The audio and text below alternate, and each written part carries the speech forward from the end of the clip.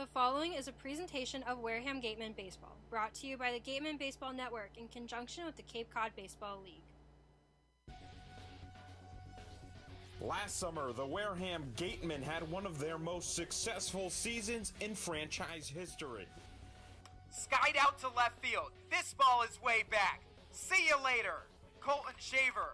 2-1 pitch. That is rocketed out to right field. Back goes the right fielder. That one's gone. An absolute bomb to right field for Gavin Sheets. But despite their regular season success, the 2016 Gatemen were sent packing after the first round of the CCBL playoffs. Is this ball fair? It is! Pro comes in to score the game's tying run. McKinnon comes in as well. Bourne has walked off, and Wareham's season is over. Now, a new season and a fresh start in Wareham. College baseball's finest are coming from all over the country in pursuit of the Gatemen's 8th Cape Cod Baseball League Championship. Through the infield, coming around to score is Topa. Play at the plate, and Metz is safe too. It's a 2 RBI single. 0-1 count on Luke Botfield, who swings and drives this one deep to left field. That one is into the trees. That's sent right up the middle, past the dive of the shortstop, and in for a base hit. Rounding third, heading home is Bonfield. An RBI single for Robbie Metz.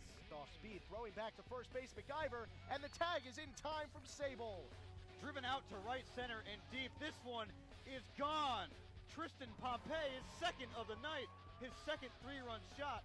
Chopped in the infield, coming over is Politz. He doesn't handle the baseball. The run scores. The Gatemen win their 3rd consecutive home opener. It's Wareham Gatemen Baseball, and you're listening to it live on the Gatemen Baseball Network. From Florida State. The 3-time defending Cape Cod Baseball League champions are at Spillane Field tonight. It's the Yarmouth Dennis Red Sox and the Wareham Gatemen. You're watching Gatemen Baseball, presented to you by the Gatemen Baseball Network. I'm Connor Federico, joined alongside Matt Feld tonight. And Matt, man, we have a really exciting baseball game on our hands, and the pitching matchup is really what I'm most looking forward to. For the Gatemen, it's Justin Montgomery tonight.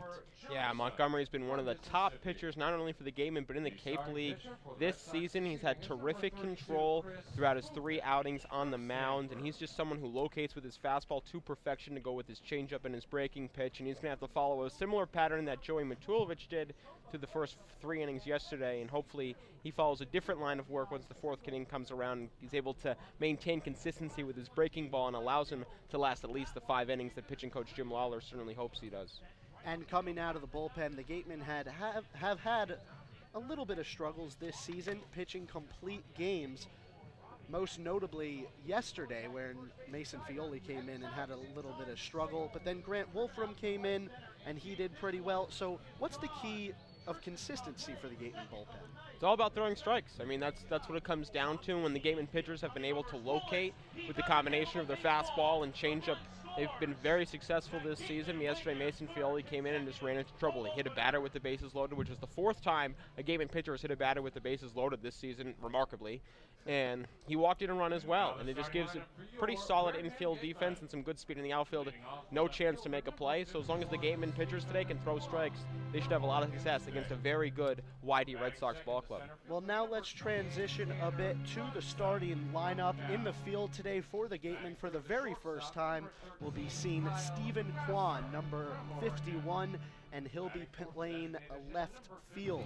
This year with Oregon State, most notably had a perfect fielding percentage, 1,000, and not to mention a .331 batting average, 8 stolen bases, 18 RBIs, a really great year, an all Pac-12 honorable mention player, which is basically the equivalent of all Pac-12 second team, because there's only one all Pac-12 team. Kwan is finally here. We've been waiting for all these pieces to get together. Is this finally it, do you think? Yeah, I wouldn't expect any more position players to be in here. Usually if pitchers come in and out as the season goes on and kids reach their innings limit or feel a little sore, their coach asks them to come back home and relax. But for position players-wise, Stephen Kwan's the last one that the Gatemen, at least as of now, are expecting to come in. And usually for position players, July 2nd is today, and the final roster is due tonight at midnight.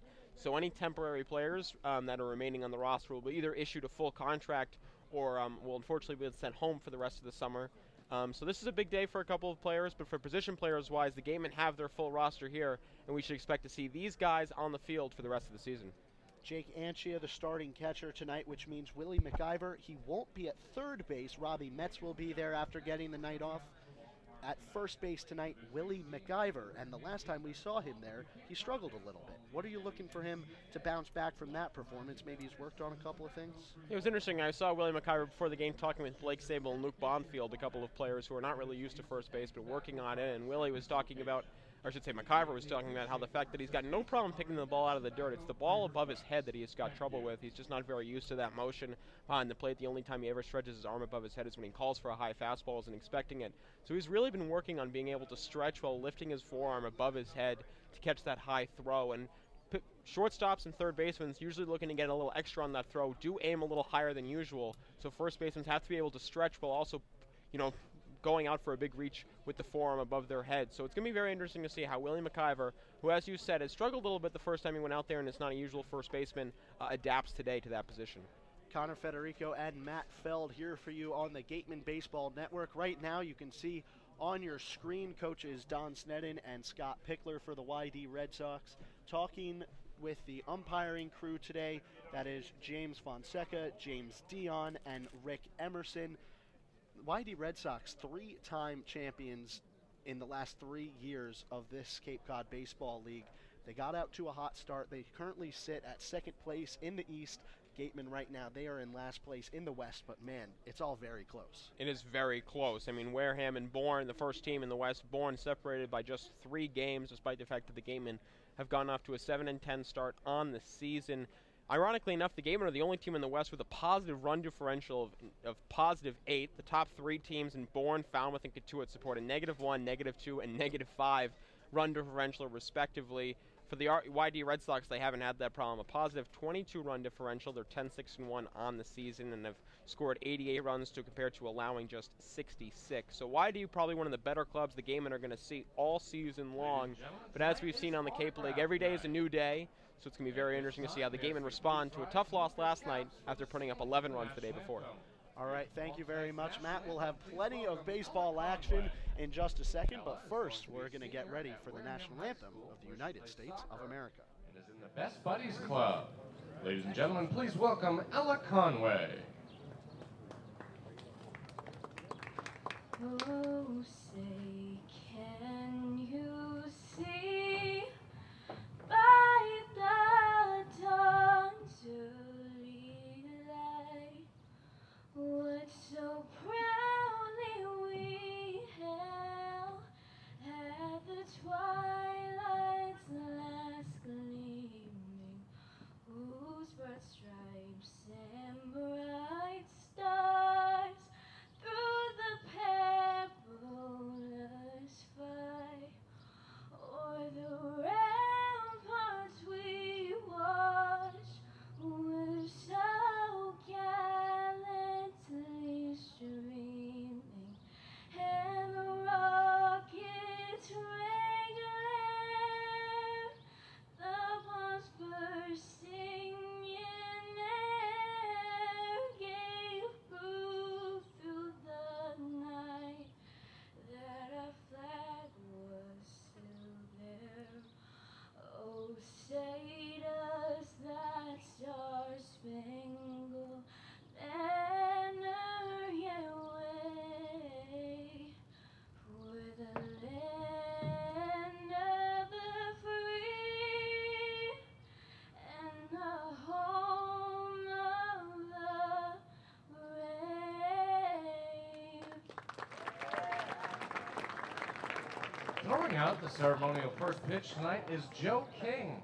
Joe is 15 years old and will be a sophomore at Upper Cape Tech with a trade in plumbing. He's been playing baseball since he could hold a bat. Joe participated in the Gatemen Clinic last summer. Is looking forward to the Gatemen Pitching Clinic at the end of July. 5:30 start time tonight here at Spillane Field. A little bit earlier, Matt, but it is Sunday, and that tends to be sort of tradition throughout baseball. I mean, this is the first time that the Gatemen haven't had a Sunday doubleheader. Yeah, it is, and it's really nice. I enjoy the 5:30 start time. I wish the Gatemen actually would play a couple more late afternoon games, but Sunday the perfect day to do it, and it's also a nice time because the temperature after a very hot middle of the day and afternoon slowly starting to wind down as the sun starts to set, so it should make for a very nice evening for baseball. All right, the Gatemen are just about ready to take the field right now. We thank you for joining us today on the Gatemen Baseball Network. Connor Federico and Matt Feld here with you as the Gatemen step on Spillane, and they are going to get ready for the YD lineup that goes like this. Batting first, Kyle Isbell. He'll play second base. Batting in the second spot, Christian Koss. He'll wear number 27, and he will play second. Alex McKenna, he'll play right field and hit in the 3 spot. Batting cleanup, Drew Mendoza, number 22, a new addition from Florida State for the Red Sox. Carlos Cortez from South Carolina will wear number 14 and bat in the 5 hole. 4 home runs on the year for Nick Quintana. He wears number 11 and bats 6th. And batting 7th, Luke Miller. He will play first base today. Connor Kaiser, he will wear number 7, but bat in the 8 spot. He'll play shortstop. And rounding out the lineup is Cooper Johnson, wearing number 25 and catching today. The pitcher they'll face, Justin Montgomery, number 35 in white. You're watching him throw those warm-up pitches right now out of the D2 Cal Baptist. 5 starts, 5 more relief appearances, a 4.55 ERA, 2-0 record, and 36 strikeouts. And we can expect really good control of his fastball today. Yes, we can, absolutely, and that's really what he's been, most notable of so far this season. As I said, very similar to Joey Matulovic in that respect, and very similar to Justin Glover from the left-hand side. Not a lot of these Gatemen pitchers are overpowering. When Griffin Roberts wants to be, he can be. Justin Montgomery, though, is one of those guys that is going to have to focus all about his fastball command. And he's certainly been good so far. 12 scoreless innings here in the Cape Cod Baseball League. Coca-Cola Week 2 pitcher of the week. And he's going to try to keep that mojo going right now against the leadoff hitter for the YD Red Sox. It's Kyle Isbell, the center fielder, and the lefty batter will step in right now. As a sophomore with UNLV this year, Isbell played in 55 games, had a .290 batting average, 6 home runs, 26 RBIs. So he will take the first pitch here from Montgomery, and it's in the dirt, called ball. So not the start Montgomery wanted, lacking on the first pitch strike. Yeah, but, I'm not going to make any assumptions early in the game, but Montgomery, that's obviously Montgomery's calling card. Get ahead early and then get some weak contact. Here's a little weak contact out of left field. Under it is Stephen Kwan, and he will make the first catch of his Cape Cod Baseball League career, 1 away. Fielding percentage still 1,000. Yeah. So Montgomery gets the first out of this game early, just in 2 pitches, and now he will see a fellow West Coast guy from UC Irvine. It's Christian Koss, who only hit 180 for the Anteaters this year. Terrific name. Yep. He takes a called strike inside, says James Fonseca. Really nice to see Montgomery attack the inner half of the plate early in this game against the right-handed hitter. Something the Gatemen have had some tough time doing at times this year.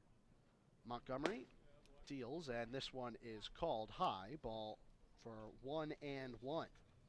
Koss stands 6'1", 175, and the pitcher he's facing, Justin Montgomery, a whopping 6'5", 200 pounds. Ball inside. Every once in a while, I'll show up to the field early, around 12:30 or 12 o'clock, and Montgomery will already be here, having worked out at 10 in the morning, and then just hangs out for the rest of the day. Love to see the work ethic of some of these Gatemen pitchers and position players. 3 straight balls now for Montgomery. Looked like a little bit of an off-speed pitch there from him. And he'll get back in the windup now. Kicks, fires, the 3-1, swing and a miss. So the count will go full, and this is a nice little bounce back at bat for Montgomery right now. Nice 3-1 changeup right there. You have to think that hitter's definitely thinking fastball no matter who you're facing in a 3-1 count, and really fools him with a nice changeup. The 3-2 payoff pitch. Montgomery, this one is looped into right center field, and it's going to drop for a base hit. Rounding first and heading for second is Koss. The throw is off target from John Topa. Apologies, that was Tanner Dotson, the center fielder. notably Topa in right field today. Yeah, once again, maybe Topa thought he might get a day off with Stephen Kwan coming in today to play his first game, but his bat is too valuable, and head coach Donaldson just moves him over to right field. He's now playing all but one of the Gatemen games this season. He's the only member of the Gatemen who's able to say that. Well, here is Alex McKenna. He bats now in a nice position for the YD Red Sox. One out and a runner in scoring position. It's Koss who just had that double, and Montgomery will work out of the stretch for the first time today. McKenna, another guy from California, and he takes a called strike from Canyon Country, Alamany High School. He was drafted in the 38th round of the 2015 MLB draft by the Minnesota Twins, but elected to go to Cal Poly. Montgomery looks back the runner at second and deals the 0-1. Now he'll be ahead 0-2. That's exactly the recipe for success. Absolutely, and something that just instantly stands out about McKenna's stats this year is in 51 plate appearances, just one walk. So he certainly goes up there looking to swing the bat, that's for sure. So McKenna with the 0-2. High Red Sox in the red uniforms, the Gatemen in white today. This ball's in the dirt. McKenna just holds up, but it did look like he wanted to go at that one. Good 0-2 pitch right there from Montgomery. We've seen the Gatemen sometimes throw too many pitches up in the zone with the fastball up 0-2 in the count, and right there Montgomery wisely keeps the ball low and away and in a spot where McKenna can't burn him. McKenna doing well this year, .360 batting average. Definitely the guy you want at the plate if you're the Red Sox, but he swings and misses at strike three. First strikeout of the day for Justin Montgomery, and it's brought to you by the law offices of Lang, Exafaris, and Buller. 2 away. Really nice breaking pitch right there from Montgomery. Probably the first breaking pitch that I've seen him throw so far today, really mixing in the fastball changeup, but breaks out the curveball on 1-2 and able to get McKenna way out in front on a pitch that was still probably a strike. Looked to be right on the outside corner. Here's the Gatemen's first look at Drew Mendoza. He's only played in 2 games so far this season, coming from Florida State. He takes a called strike on the outside corner, and that's painting the black right there if you're Montgomery. Right at the knees on the outer third of the plate, and that's Montgomery getting up in the count with his fastball command, which is definitely something we're used to seeing out of Montgomery. 2 tall trees going at it right now. Montgomery 6'5", and Mendoza 6'4". Deals to the lefty, and it's grounded to the first baseman, McIver. He fields it on a short hop and steps on the bag for the third out of the inning. So Montgomery gives up a double, but the YD Red Sox can't get anyone across. At the end of a half inning, the score is still 0-0. You're watching Wareham Gatemen Baseball on the Gatemen Baseball Network.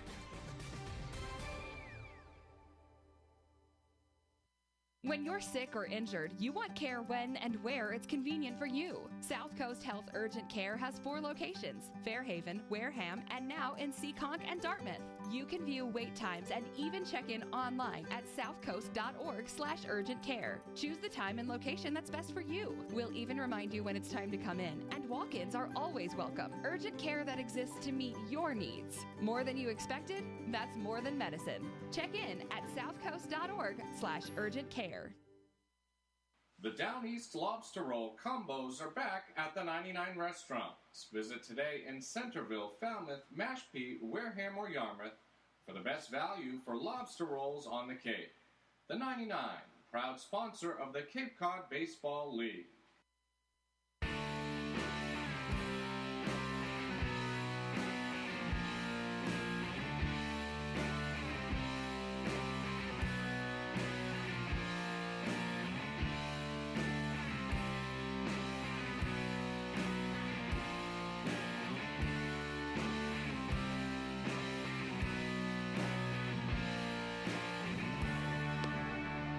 Bottom of the first frame. You're watching Wareham Gatemen Baseball on the Gatemen Baseball Network. I'm Connor Federico alongside Matt Feld today. And the Gatemen, they will see Chris Bubich out of Stanford. And the Wareham lineup goes like this. We'll see our first glimpse of Stephen Kwan at the plate today. He'll bat leadoff for the Gatemen. He'll be followed by Tanner Dodson, batting third, Kyle Kasser, and playing shortstop today. Tristan Pompey, fresh off a decent appearance at the College Home Run Derby in Omaha. He's back. He'll bat fourth, and in the DH spot, he'll be followed by Willie McIver, Jake Anchia, Robbie Metz, Sharon Duran in the 8 spot again. We'll get to that later. And John Topa, one of the Gatemen's hottest hitters, at the 9 spot today. So we'll see Stephen Kwan right now. He stands 5'9", 175 pounds, and the lefty outfielder is here to make an impact for the Gatemen. Third baseman Quintana up on the infield grass. Kwan shows bunt, but pulls it away, and the count is 1-0. Not surprised to see Kwan show bunt. We all know that he's about his speed, and sure enough, he tries to showcase it right there. Chris Bubich, the lefty, on the lefty matchup here, and he deals outside of the strike zone. 15 starts this year for the Stanford Cardinal, 2.79 ERA, 7-6 record, and 96 strikeouts, almost getting that century mark. There's strike one to Kwan, count 2-1. Bubich 4 walks in 11 innings, so it comes up to just about 3 per 9 innings. A little higher than most starters would like at the professional baseball level, but not bad for out here on the Cape. Kwan takes a ball inside. It seemed like he tried to call time, and then it wasn't granted, but he was ready for the pitch anyway. Now he's got a hitter's count. Reminder, you can send us your questions, comments, concerns anytime by emailing pressbox@gatemen.org. And strike here to Kwan, count goes full.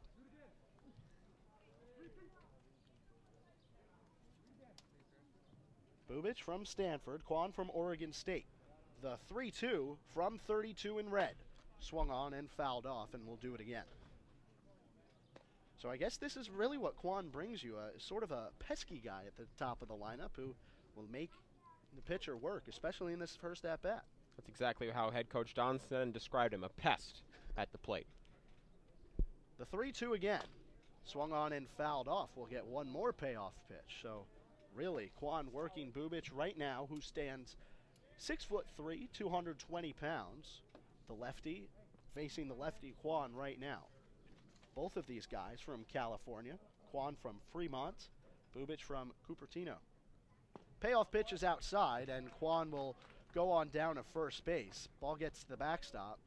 Kwan looks like he's content with a leadoff walk, and the Gatemen should be.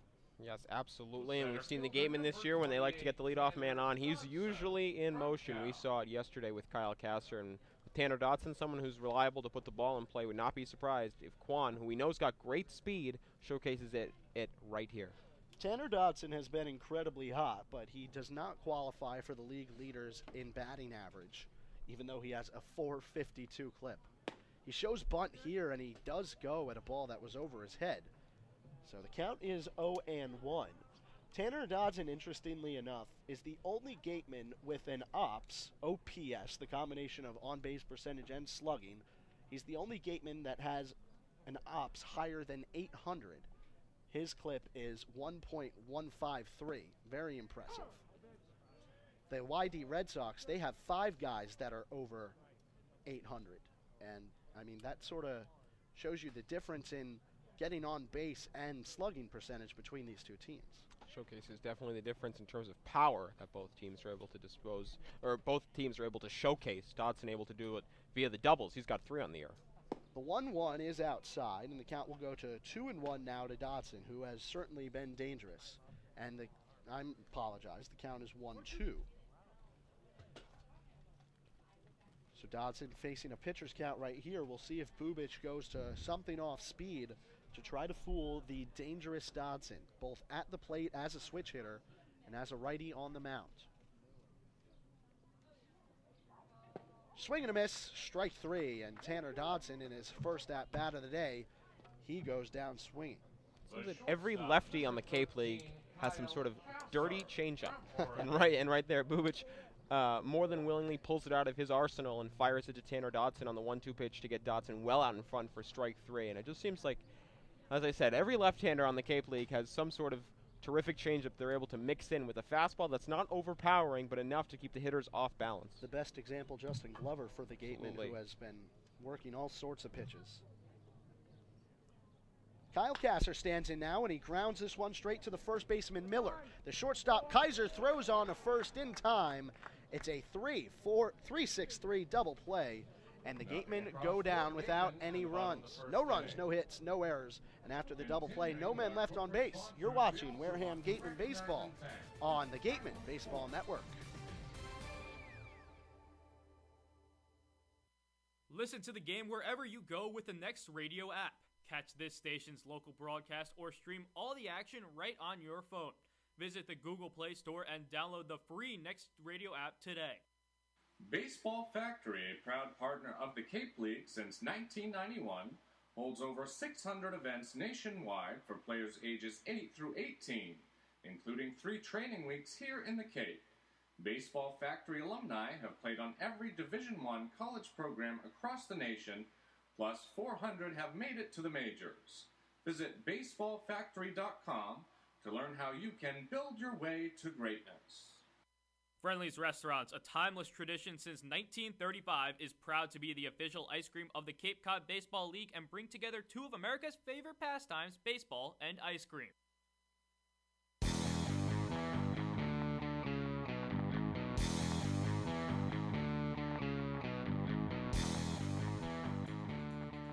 Top of the second here at Spillane Field, Gatemen and the YD Red Sox. And just as a reminder, follow the Gatemen on all forms of social media, from Facebook and Twitter to Instagram, SoundCloud, and YouTube. And tonight we have our first social media poll question of the day. So you can go on the Wareham Gatemen Twitter and check that out right now. We're asking you, what is your favorite thing to do on the 4th of July? Is it go to a barbecue, watch the fireworks, go to the beach, or go to see a baseball game? And Matt, unfortunately on Twitter polls, you can't pick all 4. You cannot pick all 4. All great options, however. Oh, barbecue depends on what's at the barbecue. That's true. You usually can't go wrong with barbecue. Called strike 1 to Carlos Cortez coming out of South Carolina, and I bet you most of these guys would pick go to a baseball game. As I think I would too if I had to pick one.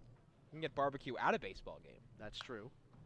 Foul ball, and Montgomery working himself ahead in the count now, 0-2 to a dangerous hitter like Carlos Cortez, who with the Red Sox so far is hitting a .358 batting average, 1 home run, 7 RBIs, and 2 stolen bases. He throws with his right arm, but bats on the left side, facing Montgomery. The 0-2 is just called for a ball. Breaking pitch comes around the plate and above the letters of Cortez, and nice job by Anchito trying to bring it down, but the umpire would not fall for it. Montgomery out of the windup, and this one is low, so the count evens out at 2-2. Cortez stands 5'7", 195 pounds, and he'll be a sophomore next year for the South Carolina Gamecocks, where this season he was named to the All-SEC freshman team. He fouls off the 2-2, not to mention he was ranked the #1 freshman in the SEC by Baseball America. Yeah, and we all know how good the SEC is, as Sam Corman will often tell us on the broadcast. I'm sure that's what he's doing up right now in left field. Absolutely. So very impressive honor for Cortez this past season while playing for the Gamecocks. 2-2 swung on and missed, strike 3. Cortez goes down swinging. It's the second strikeout of the day for Justin Montgomery, and it's brought to you by the law offices of Lang, Exafaris, and Bullard. That's just terrific pitching right there by Montgomery. Gets up 0-2 in the count, tries to paint a breaking pitch on the outside corner, doesn't get the call, so he comes back with the fastball and low and up and in, where only Cortez can foul it off, and then finally is able to bury the changeup on 2-2, giving nothing Cortez to work with when up in the count. So righty-righty matchup now. It's Nick Quintana. He's been great for the Red Sox. He's among the bottom in terms of batting average, only hitting .216, but he leads the team and among the league leaders in home runs. He has 4 of them, not to mention his 9 RBIs. Number 11 swings and fouls this one away. Count 0-2 again. Great work getting ahead early here in the second inning for Montgomery. Yeah, and of the 6 batters that Montgomery's now faced, has gone ahead of 5 of the 6 batters, the only one in the first batter of the game. The 0-2 again from Montgomery. Strike 3. 2 straight strikeouts, and the third of the game for Justin Montgomery out of Cal Baptist. The infield flips it around, and that one is brought to you by the law offices of Lang, Exafaris, and Bullard. Some nice movement on that fastball from Montgomery. Seemed to start on the outside corner and then tail into the left-hander's batter's box. Just absolutely no chance for Quintana to reach out and hit that ball in the right field. Well, even though Montgomery has both, it begs the question, what would you rather have? You know, a fastball with life or a fastball just with pure speed? Well, I would choose the fastball with life. In terms of the fact that I think most pitchers in the game have the ability to have their fastball have a little run on it, and I think that's what's key, especially when you don't throw 97, 98 miles an hour. Montgomery faces Luke Miller here, and he takes a called strike. He'll be a junior next spring for the Indiana Hoosiers. As a sophomore this spring, 57 games at a .272 batting average, 10 home runs for tonight's first baseman for the Yarmouth Dennis Red Sox. He played 2 games in YD last summer, went 0 for 3 with 1 strikeout. Very small sample size. Yeah. And Montgomery deals to him here. Looks like he tried to go off speed, but the ball is high.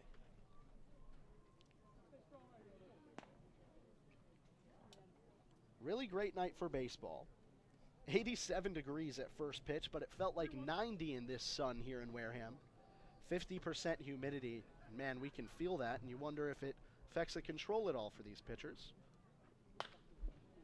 This is in foul territory along the right side. Willie McIver's looking for it, and he'll let it drop around the fence. It looked like Jaron Duran was the only one who had a play on that ball, but it was just a bit too far. I was talking to Gatemen outfielder Nick Angelini before the game. He said this is the perfect weather for him to play baseball. He said he loves playing in 110, 115 degree heat. Really? Yeah. That wasn't sarcastic? No. He was right. dead serious. Did he give you a reason for that? Says it makes him looser, more relaxed, which is shocking to me. If he says so. 2-2 swung on and missed, strike 3. Justin Montgomery strikes out the side. What a performance here in the second inning, sending Cortez, Quintana, and Miller down 1-2-3. Another strikeout brought to you by the law offices of Lang, Exaforest, and Bullard. We'll take a quick break. The bottom of the second frame coming up. You're watching Wareham Gatemen Baseball on the Gatemen Baseball Network. We appreciate and thank the sponsors who support the Cape League and the 10 teams. Our corporate sponsors are the financial backbone of the league. It is with their support that we are able to preserve our long-standing tradition of providing the best family entertainment here on Cape Cod. On behalf of the visiting team, the Wareham Gatemen, league officers, and the entire Cape League family, we would like to announce and thank our 2017 corporate sponsors.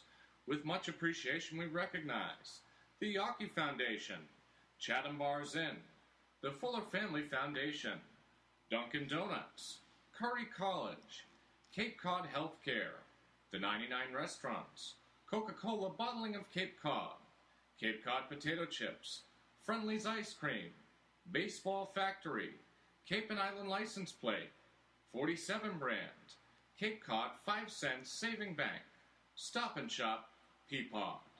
We'll be back to you in the next inning for the second half of this outstanding list of loyal sponsors.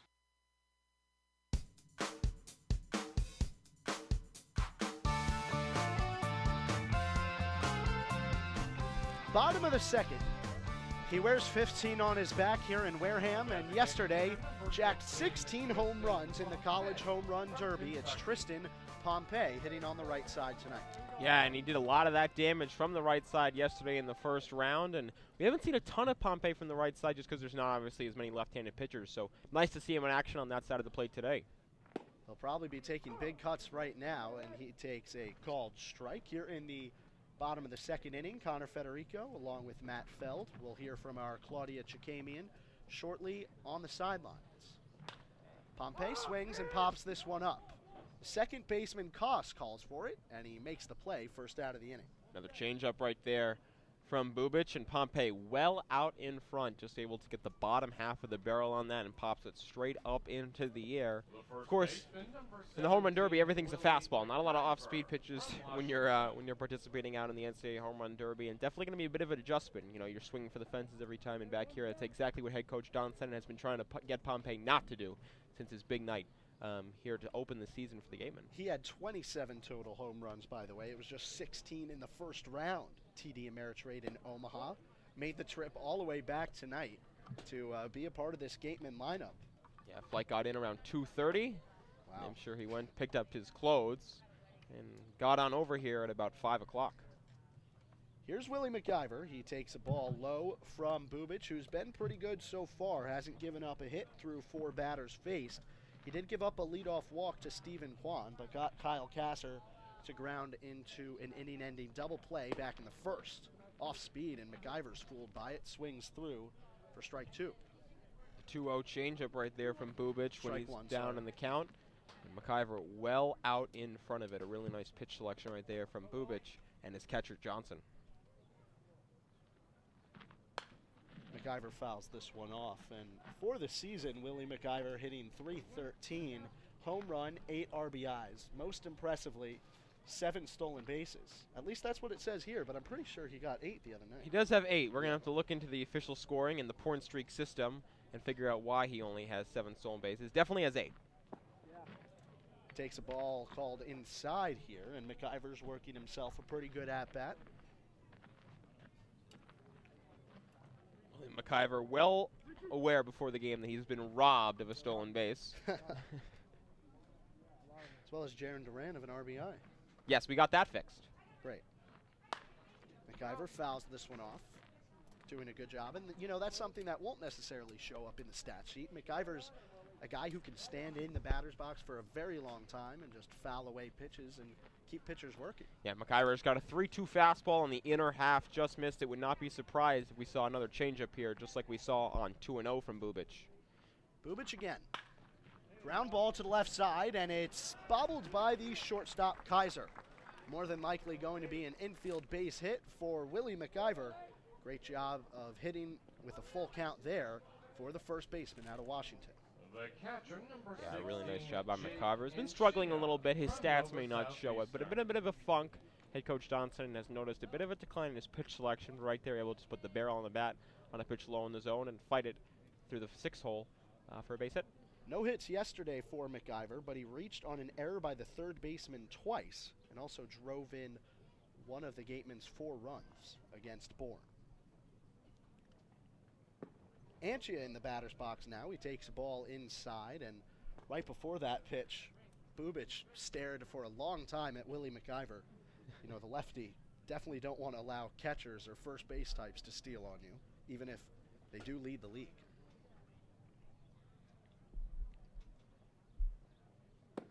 Bubic deals. It's called for a strike. McIver faked going on that pitch. He returns back to first base. Well, in this day and age, everything gets around. So Whitey, well aware that William McIver, even though not the speediest guy in the world, has 8 stolen bases. So it's all marked down, all in the scouting report.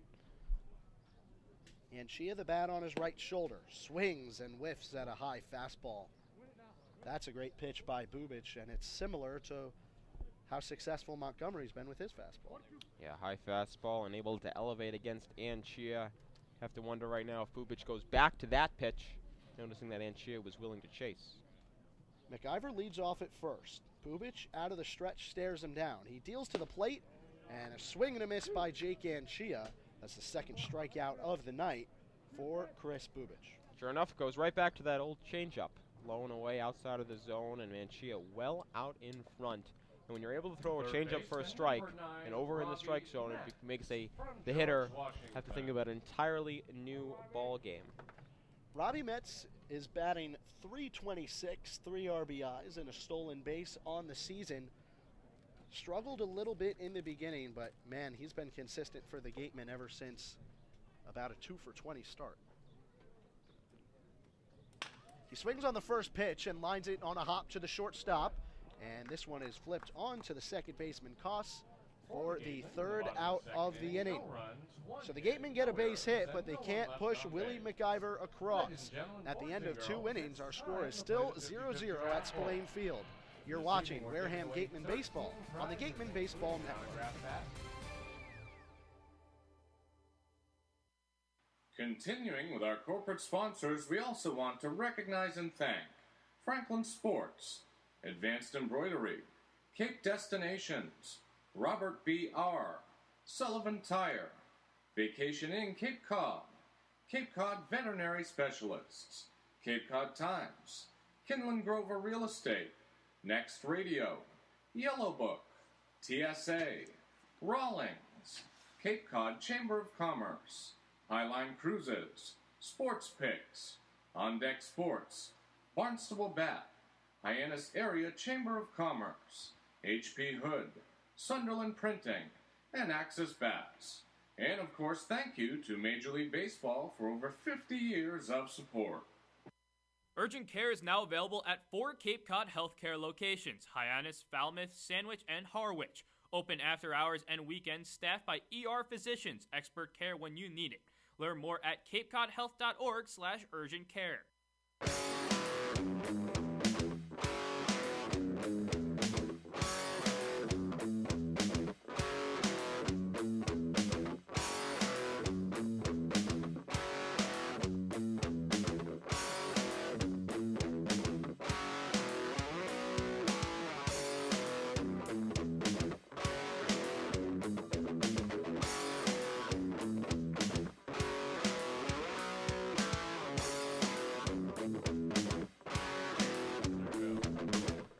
Top of 3.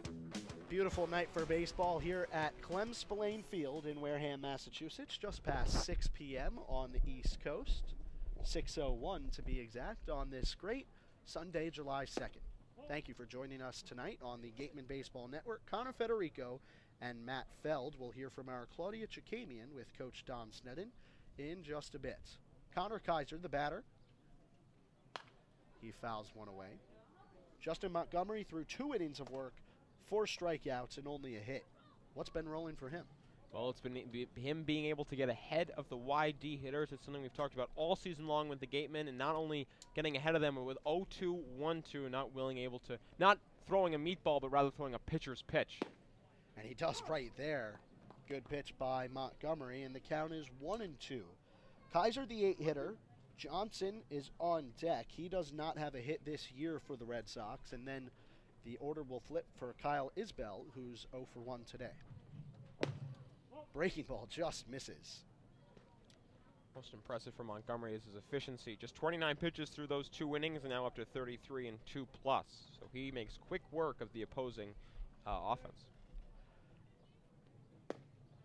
2-2 just misses this time, and Montgomery, I thought he liked that pitch a lot. You know, just because it's close doesn't mean it's going to be a strike, and the count is full. Yeah, Montgomery, a bit of a smile on his face after that one. I think he thought he was able to steal a strike there, but that did just miss in the left-hander's batter's box. So out of the windup, the 3-2 to Kaiser. Ground ball to the left side. It's fielded by Kasser. Kasser trying to throw out Kaiser, and he does not. Spillane Field a bit surprised by that call from James Dion at first base, but it'll be an infield single. It was a close play, but I definitely thought that Kaiser was out at first base, and the umpire, the first base umpire, James Dion makes a bit of a delayed call there. It looked like he was going to call him out, but instead calls him safe. But I definitely thought that Kasser had gotten the throw in there in just a bit of time, but that ball just hit a little too far, I guess, to Kasser's right. An infield single for Kaiser. We've seen Kasser make plenty of plays like that at the shortstop position at third base. Coach Don Sneddon talking to Dion right now and getting an explanation.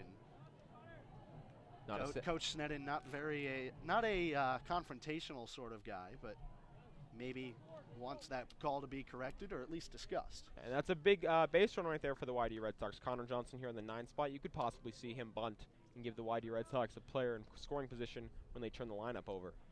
Cooper Johnson does not have a single hit for the Red Sox in 5 at-bats. Anchia fakes a throw down at first base, and his catching counterpart, Willie McIver, he's playing first today. He's done that to plenty runners at first base this season. Yeah, picked off 4 runners on the season, a shocking total. Yeah. Montgomery deals high to Johnson. An interesting spot here, nobody out, as you said, Matt. Leadoff runner for the first time today is on for the YD Red Sox. 3-time defending champions of this Cape Cod Baseball League, and they come in playing the Wareham Gatemen, who haven't won a trophy since 2012. Ball down low. And Montgomery in a bit of trouble right here. Leadoff man on, now down 3 in the count to the 9-hitter in Cooper Johnson at the top of the YD Red Sox order waiting. This is a big batter for Montgomery if he hopes to stop any possible threat of a big inning. Johnson drafted in the 28th round of the 2016 MLB draft by the Cincinnati Reds. He wears red here for the YD Red Sox.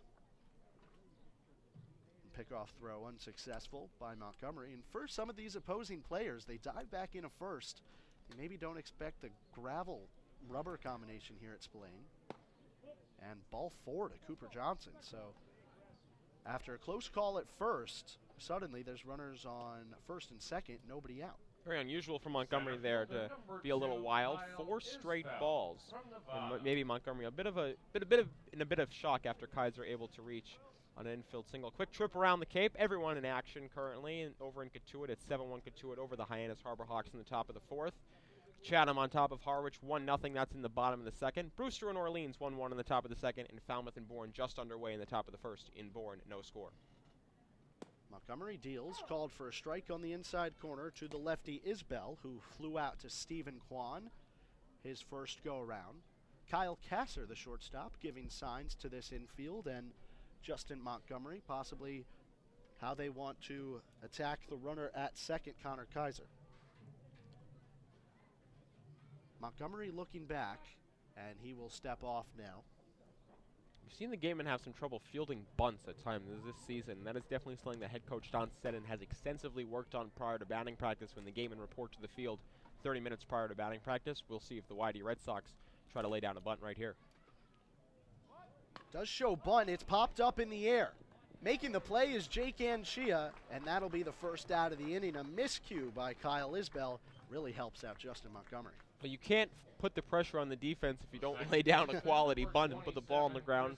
And right there, Isbell just pops the bunt up right up in the air, and Chia does a good job, gets a good read on it, and is able to make the catch. And that's a big out for Montgomery, who could now get himself out of the inning with a double play ball. Well, Christian Koss, he didn't have a double play ball his first time up. Instead, he hit a double. And that was back to the right center gap. Back in the first inning, was not able to score.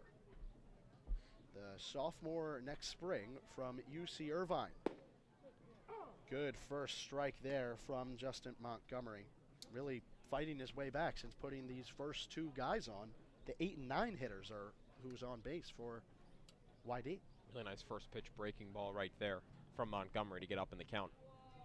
He deals again. It's a ground ball to the second baseman, Duran. He tags out the runner, throws on a first in time.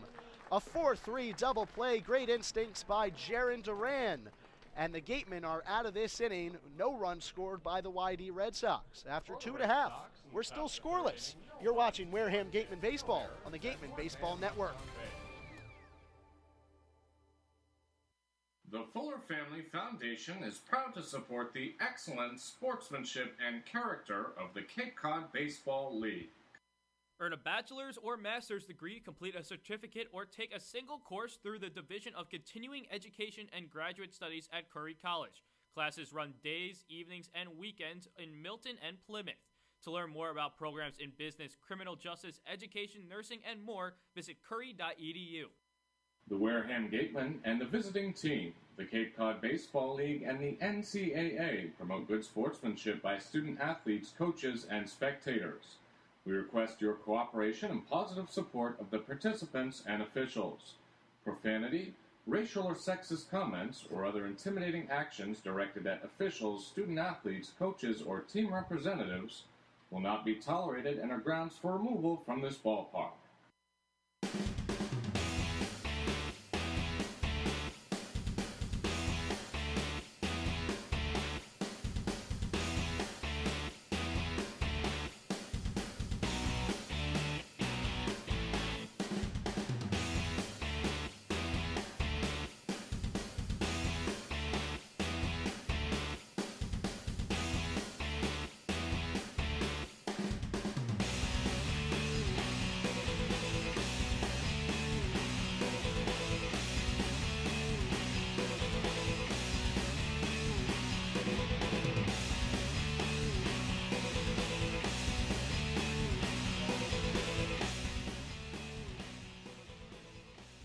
Just a couple of minutes ago, Jaron Duran ended the top of the 3rd inning for the YD Red Sox by tagging out Cooper Johnson and then throwing out Christian Koss at first base.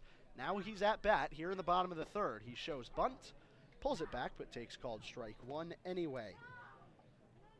Jaron Duran, definitely known for his great defensive work as a middle infielder, but he can certainly hit too. A 3-for-3 day yesterday. Really nice when to get back in the lineup, had an off day. And comes back yesterday and gives himself a nice day. 3-for-3 with an RBI and a walk. 0-2 count against him right now, and that's definitely something we saw him do yesterday. Get ahead in the counts and then make pitchers pay. The 0-2 here. Called strike 3, and Duran is down in 3 pitches. They'll talk to James Fonseca, the home plate umpire, about it, but he's heading back to the dugout, and it brings up a surprising 9-hitter, John Topa. Yes, John Topa has been all over the lineup this year. 4, 5, 8, and now in the 9 spot. Duran in the 8 spot yesterday, 3-for-3, so head coach Don Sennon says, why not? Let's keep him there, and that puts Topa in the 9 slot. Topa swings at the first pitch he sees. It's fielded on a 1-hop by Quintana. He throws on a first in time, and 2 quick outs for Bubic. That's not exactly what you want to do if you're the Gatemen hitters. Ironically enough, Quintana in on the grass. A typical 9-hitter might threat to John Topa, not that, and that might have taken a hit away from Topa. If Quintana's back, you don't know how that ball would bounce. Maybe it gets right underneath his glove, but in on the grass, able to keep it right in front of him and throw out Topa without much problem. So the order flips now. It's the top here, Stephen Kwan and the Gatemen. Called strike. Kwan walked his first time up, worked a good at-bat against Bubic, and that is Bubic's only walk of the day so far. Looks like Kwan might have something in his eye or in his mouth right now. He seems to be fine, and he's getting ready to step back in. Swung on and hit the other way. It's a base hit down the third base line. Kwan is legging it out. He rounds first and heads back there. Good decision by him. A really great throw by the left fielder, Cortez. But it's a base hit for Stephen Kwan, his first of his Cape Cod Baseball League career. Sure enough, just goes with the pitch, slashes it by the third baseman, and Quintana down the third baseline. Plenty of room between third base and where Quintana was set up, and is Kwan able to get aboard with his first hit as a member of the game, and with 2 outs. Pretty nice time to try and steal if you've got confidence that you can go on first move. Well, he is facing a lefty pitcher in Bubic. We haven't really seen his pickoff move yet today.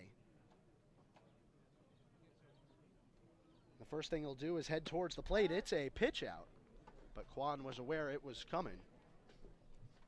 Tanner Dodson up now. The Gatemen can certainly start some 2-out rallies, but I feel like they've been the victim of them more than the 2-out rallies have been helping them. Definitely feels that way, especially yesterday. 5 straight 2-out singles by the Braves. Foul ball by Dodson. You can see Cooper Johnson at the catching position. He seems really ready for Stephen Kwan to go. Kwan this year for Oregon State, 8 stolen bases. Definitely has a lot of speed, and the combination of him, Nick Madrigal in that 2 spot for Oregon State really sets up a really nice 1-2 at the top of that Beavers order, and they were certainly successful this year, going 56 and 6.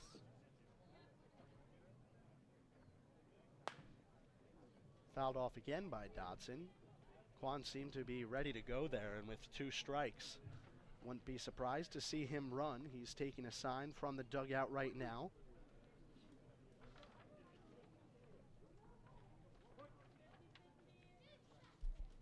Dodson, the switch hitter, batting righty today.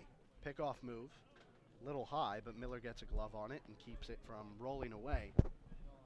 Got to be careful just making small mistakes against this really speedy Gatemen lineup. So far, YD has limited them. Yes, they have, and showed in that first inning. Leadoff walk to Kwan, but a big double play gets the YD Red Sox out of trouble in that inning. Kwan takes off. Cooper Johnson's throw is high. Grabbed out of the air by Koss. It'll stay in the infield, and it's a stolen base. First for the Gatemen in this game. First of Stephen Kwan's Cape League summer. Yeah, and Koss a little late to get over to the second base bag. Even if that was a good throw by Johnson, I don't know if the YD Red Sox would have had Kwan just because of how far along Koss had to come from his second base position. But still, the high throw makes that irrelevant, and Kwan has his first stolen base. Runner in scoring position for Tanner Dodson. He has 5 RBIs on the season, but he takes called strike 3 on the inside corner. Dodson's not happy with it, but that's just how it goes. Still scoreless after 3 innings. The YD Red Sox and the Wareham Gatemen You're watching Gatemen Baseball on the Gatemen Baseball Network.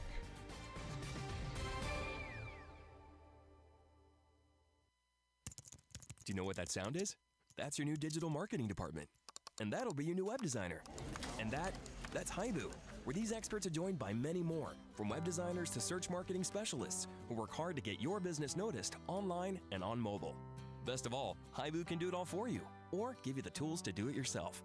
To find out more, go to haibu.com. That's HIBU.com. Or call 855-464-HIBU. Oh, that'll be your next new customer. Haibu, made for business.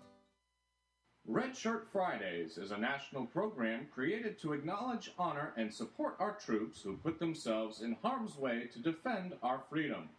In support of this program, the Cape League teams will be wearing a specially designed red jersey every Friday. This special weekly celebration of Red Shirt Fridays is sponsored by 47 Brand, HP Hood, Cape Cod Regional Transit Authority, Advanced Embroidery, and the Cape League. Support our troops and join us by wearing red each Friday.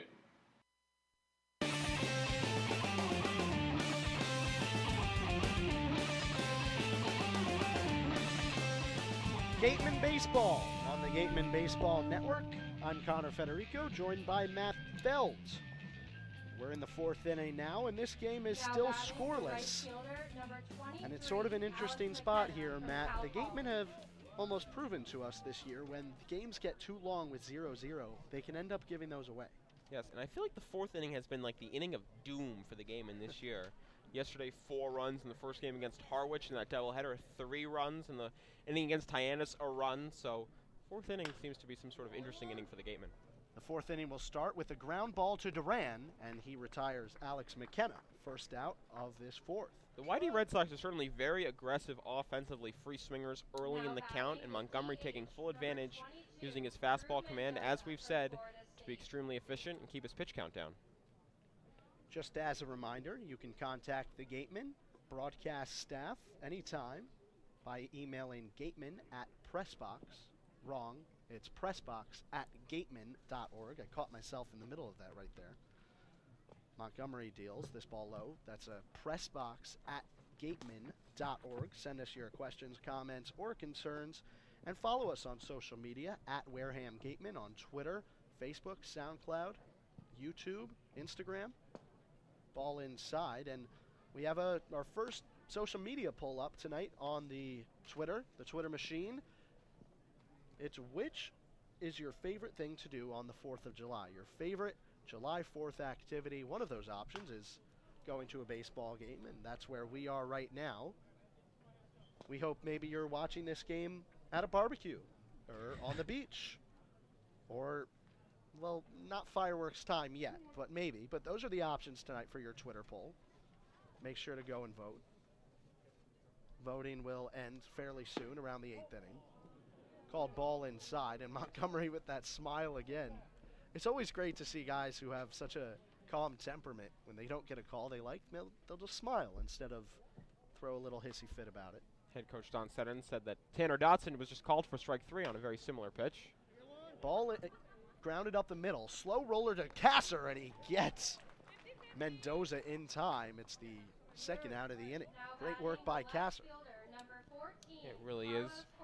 Shows off that nice arm strength that he has at shortstop, which he showcases for the Ducks back at school. The late addition to the Gatemen roster. And now we'll see Carlos Cortez from Oviedo, Florida. The Lake Howell High School grad. Takes a ball goes about 58 feet. Cortez selected in the 20th round of the 2016 MLB draft by the New York Mets. And before he even reached the collegiate level with South Carolina, played for the Sanford River Rats in the Florida Collegiate League. Last summer, a .426 batting average, 15 RBIs, and an 1,138 ops. That's a 500 on-base percentage combined with 638 slugging.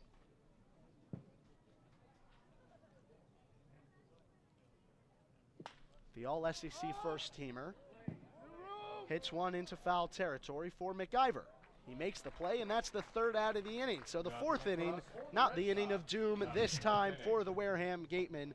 After 3.5, we're still scoreless. The Gatemen will try with the heart of the order in the fourth to put up some runs. You're watching Wareham Gatemen Baseball on the Gatemen Baseball Network.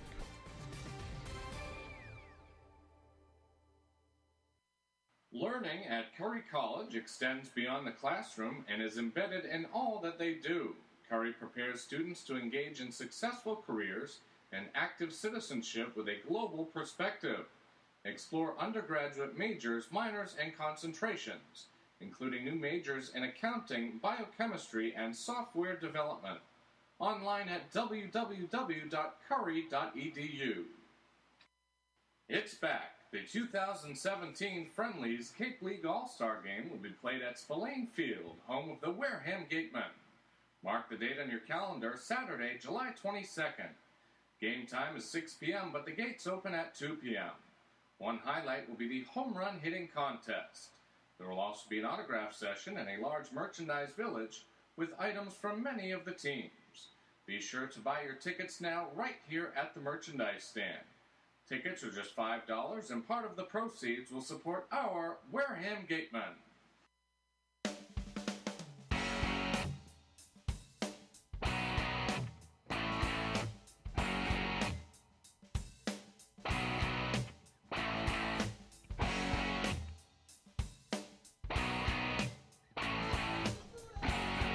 Kyle Kasser up to bat, heart of the order in this Gatemen lineup here in the bottom of the fourth. They're facing Chris Bubic, who has been pretty good. He wears red for the Stanford Cardinal in the spring, and he wears red for the YD Red Sox this summer. Kasser, Pompey, and McIver, some of the most well-known and dangerous names in this Gatemen lineup. They have a chance to break this game open for the Gatemen. Certainly would like to get an early lead and get an early jump on the YD Red Sox. Kasser takes one that he thought might have been at his shoulder, but good breaking action, drops in for a strike. Bubic, the lefty out of the windup, continues to work, and he goes with that breaking ball again. A lot of late action on that pitch. Really. Counts 0-2. Really nice curveball right there from Bubic, and able to get ahead of the heart of this game in order with his off-speed pitches so far in this game. Called strike 3 to Kyle Kasser. He was not expecting that. And a tough call. He'll head back into the dugout now. That is the third time a Gatemen hitter has struck out looking tonight. Fourth strikeout of the game for Chris Bubic, who pitched for the Newport Gulls of the NECBL last summer, had a 4.08 ERA. He faces Tristan Pompey here, who really didn't like that strike one call. 2-3 record in Newport last summer for Bubic with a 1 save and 40 strikeouts in 28 innings of work. Big curveball there. Bubic really seeming to find his stuff right now. Absolutely, being able to throw inside and outside of the hitters and really showcasing that breaking ball over these last couple of innings. This pitch is outside, and Pompey probably had a skip of the heart right there. He's been called on some interesting outside pitches so far this season. First ball of the inning thrown by Bubic. 1-2 is popped up, shallow center field. Under it, the second baseman Koss, and he makes the play. It's the second out of the inning, so 0 for 2 today are Kyle Kasser and Tristan Pompey. So is Tanner Dodson, so 2, 3, and 4, all 0 for 2. Nice 1-2 pitch right there from Bubic. Fastball low and in below. Pompey's knees seem to be around the shin area, and all Pompey can do after getting that first pitch for a striker in that same area is drop the barrel of the bat and pop it up. Really nice pitching right there from Bubic. Willie McIver's up now. He takes a called ball. The breaking pitch just can't get back into the strike zone, and that pitch Pompey was just retired on. A pop up to the second baseman really seemed like he's trying to hit a home run every time. Ball outside. And it just naturally happens to your swing when you're playing in the home run derby. You come back here and you've all of a sudden developed a bit of a habit. We see it in the pro level all the time.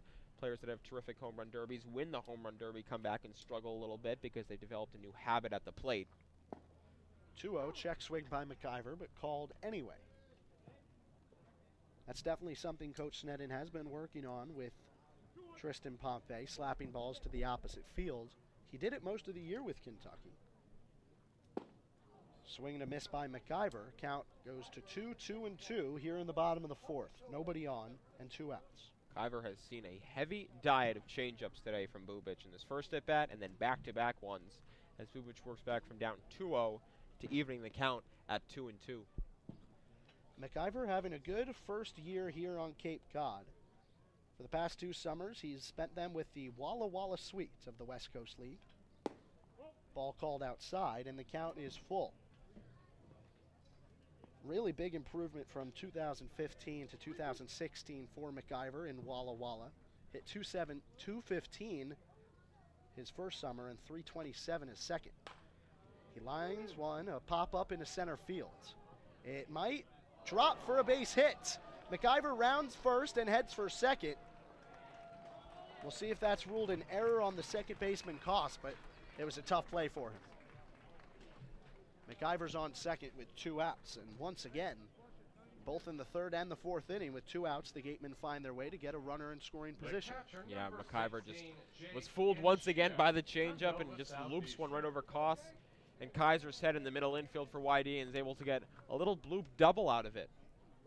It's going to be ruled a single.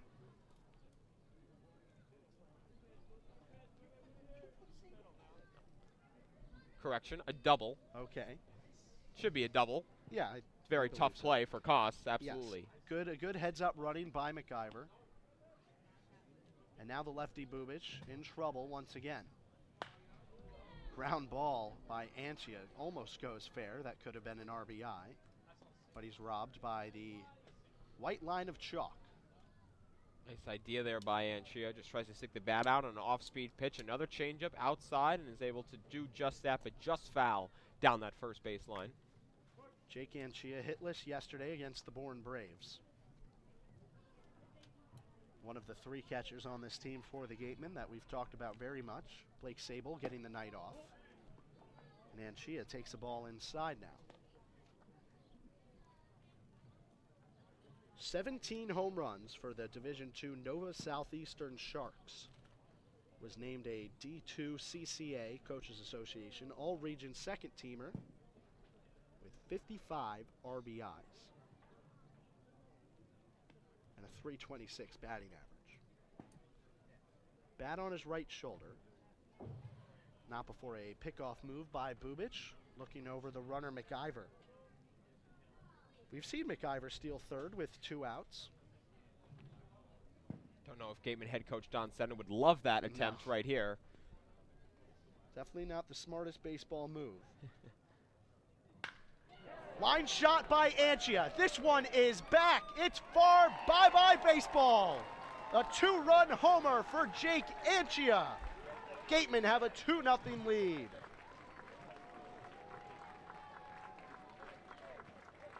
Not to mention Jake Antia's 3rd home run of the season, and he takes the team lead. 2 of those coming here at Spillane Field. Bubic hangs the changeup right there on the 1-1 count. It's been very effective to the right-handed hitters. But right there, he just hangs it, stays belt high, and Chia with a ton of power gets the barrel to the ball and just absolutely smokes it out of Spillane Field. A clutch 2-out hit from a Gatemen batter, and Chia the one to offer it here on the big 2-run blast. What a hit by Jake Antia. That one seemed to be up in the sky forever. Landed just left of the bleachers where some fans are sitting out there in the outfield. And this will bring up Robbie Metz trying to continue a little 2-out rally here for the Gatemen. Suddenly that little bloop double by Willie McIver that just could have as easily been an out. It's huge, and that's just the game of baseball for you. It is just the game of baseball for you. Ball inside to Robbie Metz, almost hits him in the knees, but he backs away.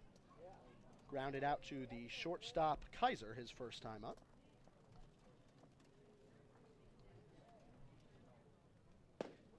And now a called strike on a very similar pitch to Metz. Excitement now filling the crowd here at Spillane Field. It's certainly a beautiful Sunday evening for baseball. And very surprising home run given up by Chris Bubic, who was great. So we talked about the 4th inning maybe being a doom inning for the Gatemen, but it goes their way in this game. Ground ball fouled early in the batter's box by Metz. 2 strikes. Robbie Metz has become, and it's the second season on the Cape, but just love the way Metz plays. Plays hard, always runs every single ground ball out, can play every single position, and is always aggressive up at the plate. Swing and a miss by Metz, and that's strike 3, but not before Chris Bubich gives up his first home run of the season to Jake Anchia, a 2-run shot. Wareham Gatemen have a 2-0 lead, and you're watching Gatemen Baseball on the Gatemen Baseball Network.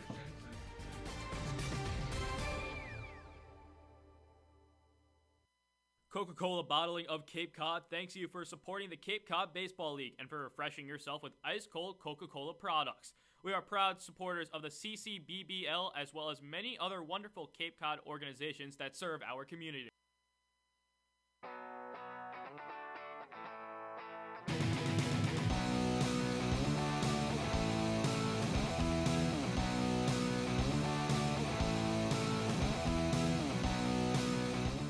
Welcome back. Claudia Chikamian with head coach Don Sneddon.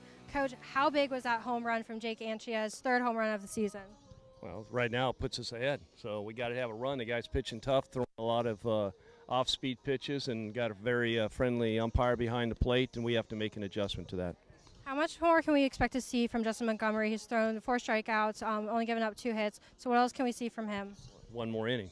This is it right here. So hopefully he can keep him shut out, and we can continue on with another pitcher.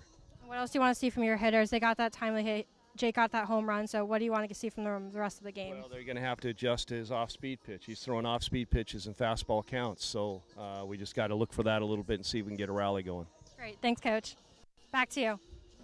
Thank you very much, Claudia.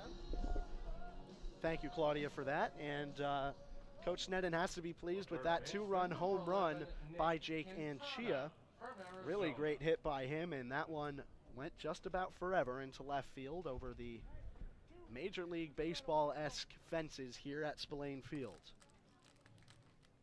Coach Sneddon also made mention of questionable calls behind the plate tonight, but the Gatemen hitters and the Gatemen pitchers are doing their best. They have a 2-0 lead right now, which, by the way, Matt, they had against the Bourne Braves early last night. They did. That wasn't the 4th inning, though, the inning of doom.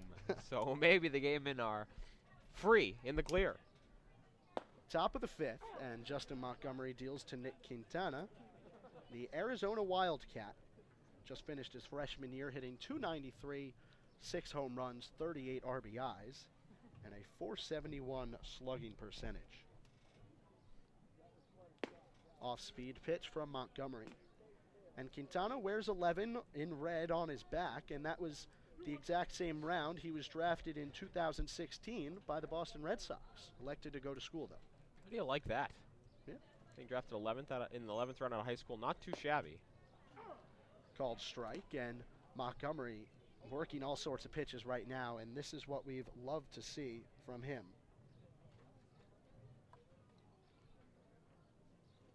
Montgomery with 2 strikes right now. Deals inside, and the count will go full. We'd like to send out a friendly Gatemen Baseball Network shout out to Justin Montgomery's aunt and grandparents who are watching tonight. Thank you very much for tuning in. Thank you to everybody for tuning in tonight. I'm Connor Federico alongside Matt Feld here on the Gatemen Baseball Network. 3-2, lined into center field. It's a base hit for Nick Quintana. He'll lead off the inning pretty well for the YD Red Sox. Hanging breaking ball right there on 3-2 from Montgomery. Just a flat slider, stayed belt high, and Quintana all over it, lacing it in the left center field to get the inning started for the Red Sox. Very key right here for Montgomery. It's going to be his final inning on the mound. No surprise there as his pitch count begins to climb towards 60. And after the Gatemen grab a 2-0 lead, they'd sure like a shutdown inning right here. Here in the 5th inning, nobody out, and Nick Quintana on base. Luke Miller is the batter. He takes ball down low. Miller struck out swinging his first time up, 0 for 1.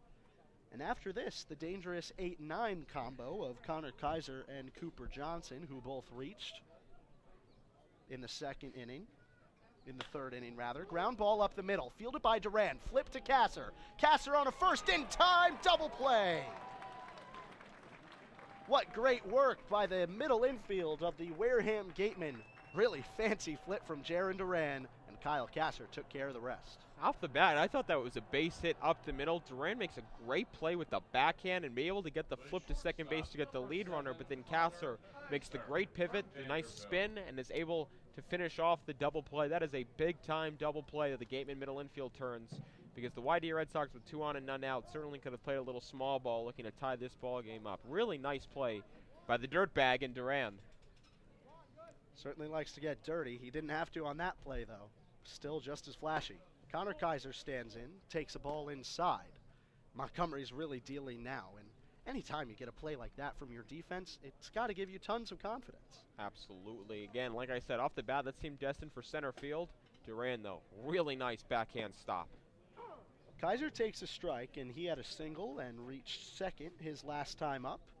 Was stranded, though, after a inning-ending double play by Jaron Duran. So Gatemen infield really doing its job.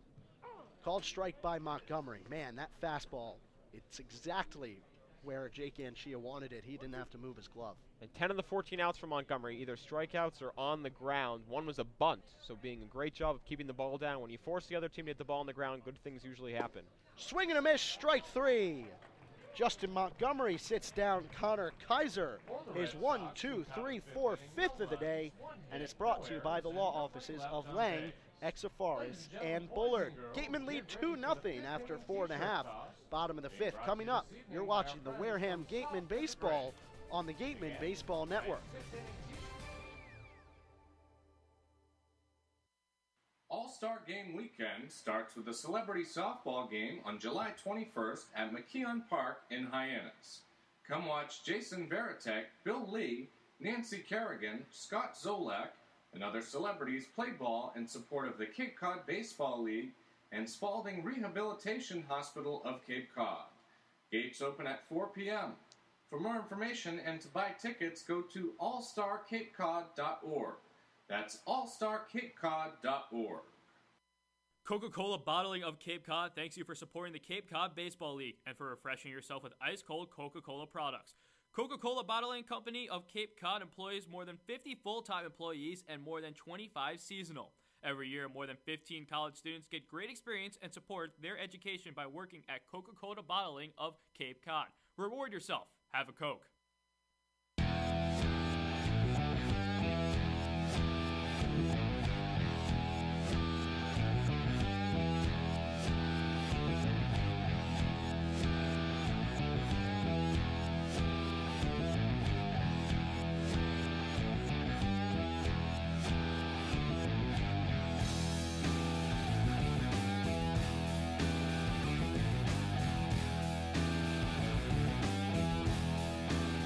Bottom of the 5th, and Chris Bubich is still out there to throw it for the YD Red Sox. In the 4th, he gave up a 2-out, 2-run home run to Jake Anchia, and now it'll be the second baseman, probably the fielder of the game so far for the Gatemen. It's Jaron Duran, who's been fantastic out there at second base. He takes ball up high, and Bubich trying to hang that curveball. Just didn't get down for him enough to clip the zone. Montgomery had 64 pitches through 5 innings, so probably just done for the day, right at that 60 to 65 pitch limit that pitching coach Jim Lawler sets for his pitchers, and able to get through 5 scoreless, exactly what the Gatemen were hoping for. And he's done that on several occasions. Just really great outing from him once again. Fitz Stadler is in the bullpen for the Gatemen. And Duran on 2-0 pops this one up back towards us. Johnson has to let it go over his head. If you heard a nice booming sound, that was the ball hitting the John Wild press box here in Wareham. John Wild, known for his contributions to the Gatemen and to the entirety of the Cape Cod Baseball League. Local legend, I would say. Absolutely, no question about it. Duran, he'll get the 2-1. He awaits it, shows bunt, and fouls it into the mitt of Cooper Johnson, 2-2. Duran trying to drag that bunt down the first baseline with the left-hander and Bubich falling off to the third base side. If you can push that bunt past the mound, there's no chance Duran's going to get thrown at first base, but just bunts right through it for a strike. Duran, last summer, a teammate of Willie McIver's with the Walla Walla Sweets. He swings and hits this one the other way. It's directly to the left fielder, Cortez. He's under it, and Duran is retired. First out of this 5th inning. The right fielder, number 14, John Topa from Yukon. Great night for baseball. Shadows starting to creep in as the sun goes down here at Spillane. Sunset scheduled for around 8:20 tonight. We're not sure if we'll get to it in this game. Wind blowing out 13 miles an hour towards the southwest, and that is directly towards right center field. So a hitter's wind in a sense, but Jake Anchia's home run before, he went the other way. He didn't even need that wind. That was absolutely smoked off the bat of Anchia.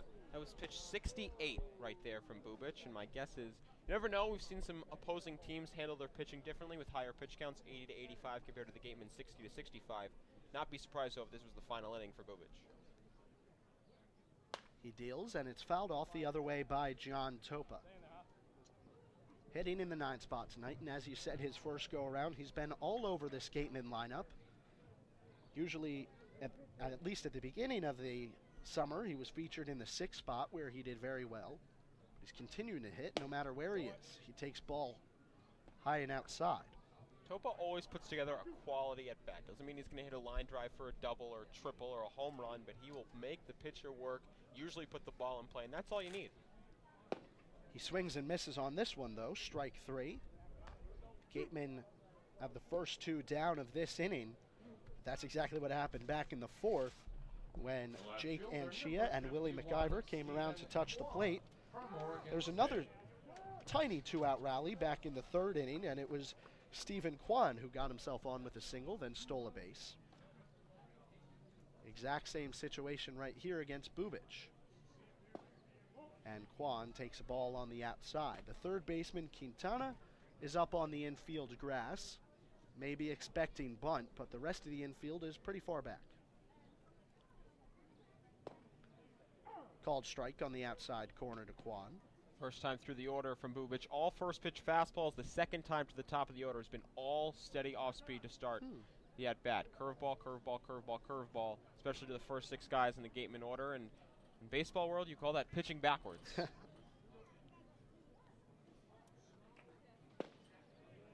Another strike on the outside, and there's that fastball again. Bubic, despite the two-run home run, his accuracy coming out of that left arm has been very good today.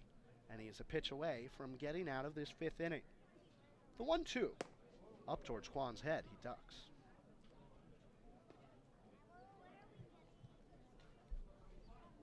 Bubic's changeup has been on all game except for the 1 pitch to Anchia, and that's why the Gatemen have the 2-0 lead.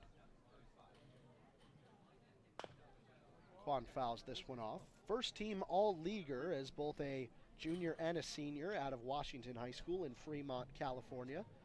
He was ranked the number 13 prospect in Northern California by Perfect Game just a couple years ago. He lines this one foul out of play.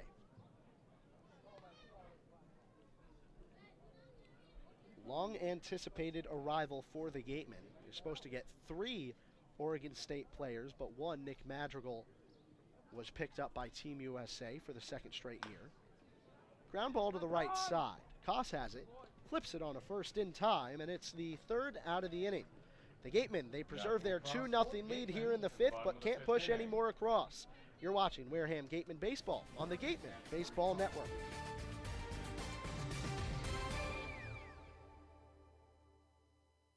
Did you know that Baseball Factory has partnered with the Cape League for the past 17 seasons? Baseball Factory is your resource for top-notch baseball training. With over 600 events nationwide for players age 8 to 18 and over 100,000 college success stories, you too can build your way to greatness with Baseball Factory. Visit baseballfactory.com to learn more. Earn a bachelor's or master's degree, complete a certificate, or take a single course through the Division of Continuing Education and Graduate Studies at Curry College. Classes run days, evenings, and weekends in Milton and Plymouth. To learn more about programs in business, criminal justice, education, nursing, and more, visit curry.edu. The 99 Restaurants has 9 real-size entrees for only $9.99. They're big, hearty portions you can count on all day, every day, like their hand-breaded crispy fish tacos with cilantro lime rice. The 99 Restaurants, proud sponsor of the Cape Cod Baseball League.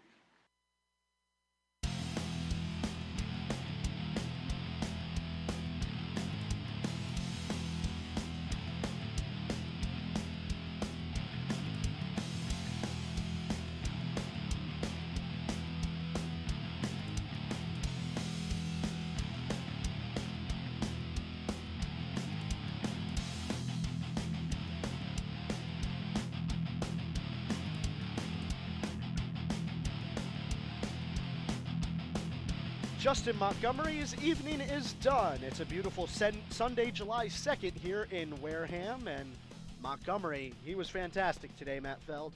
Yeah, 5 innings, 3 hits, obviously no runs, 1 walk, 5 strikeouts. That's now 17 innings on the Cape for Montgomery, and still no runs. Gunnar Leger for the Gatemen last year went his first 21 in a third innings without allowing a run.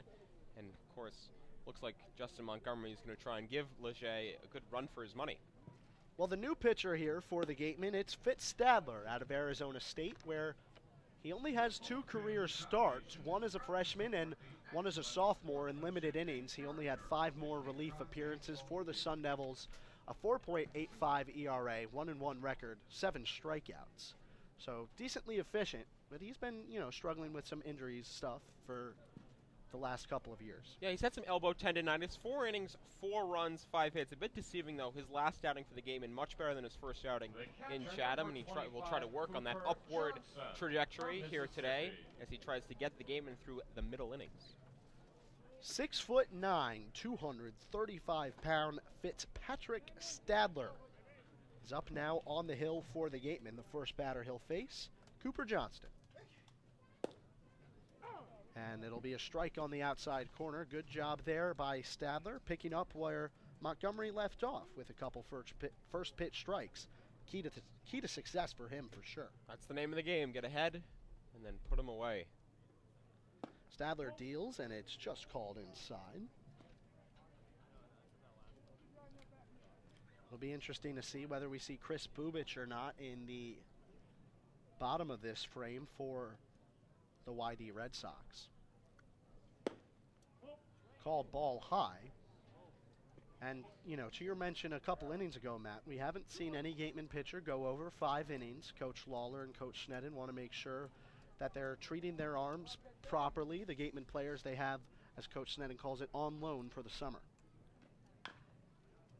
And they are. They're not up here to prove that they can throw 95 innings or 100 innings. They're here to prove that they can pitch, to get better, and work with pitching coach Jim Lawler. And most of the work they put in is not done on the mound, but in the bullpen and in pregame meetings. And that's what matters. That's what the schools that send these players up here are expecting, to return and be better, not return and have another 105 innings on their throwing shoulder. Well, you're definitely going to get better when you're working with Coach Lawler. And Stadler deals a check swing by Johnson, and he is tagged out by Anchia. First strikeout of the night for Fitz Stadler, brought to you by the law offices of Lang, Exaforest, and Bullard. I don't want to say that I've worked with a lot of people in baseball. I'm only 21 years old, but I cover high school sports, and this is my 2nd season on the Cape. And pitching coach Jim Lawler, without a doubt, my most favorite person to talk to, listen to, and learn from in baseball. And every pitcher who I've talked to who's come in here said they are shocked about how much they did not know about pitching before they arrived on the Cape. Stadler deals. It's a ground ball to Duran. He fields it cleanly on a hop, throws it to McIver, second out of the inning. Quick, efficient work for Stadler through 2. And we're seeing that progression that we saw in his second outing compared to his first outing so far carry over into today. On the Lawler note, I overheard Riley Gates talking to one of his teammates here on the Cape, and all he said was they were talking about the instruction they've gone through, and his words were, "He just knows everything," in regards to Lawler, which I had to laugh at. Well, he's definitely helping the pitcher, Stadler, and even the catchers.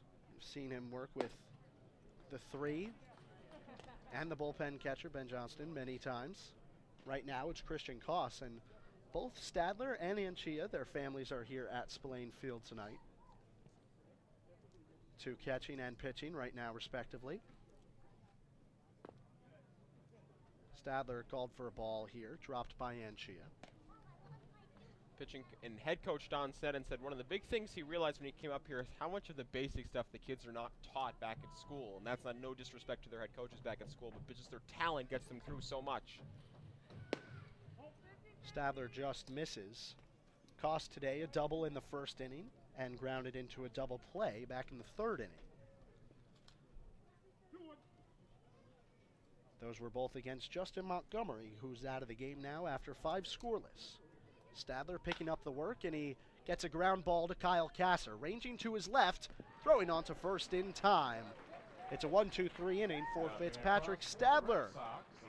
The Gatemen, they'll be up in the bottom of the 6th, trying to get some more runs on the board. You're watching Wareham Gatemen Baseball on the Gatemen Baseball Network.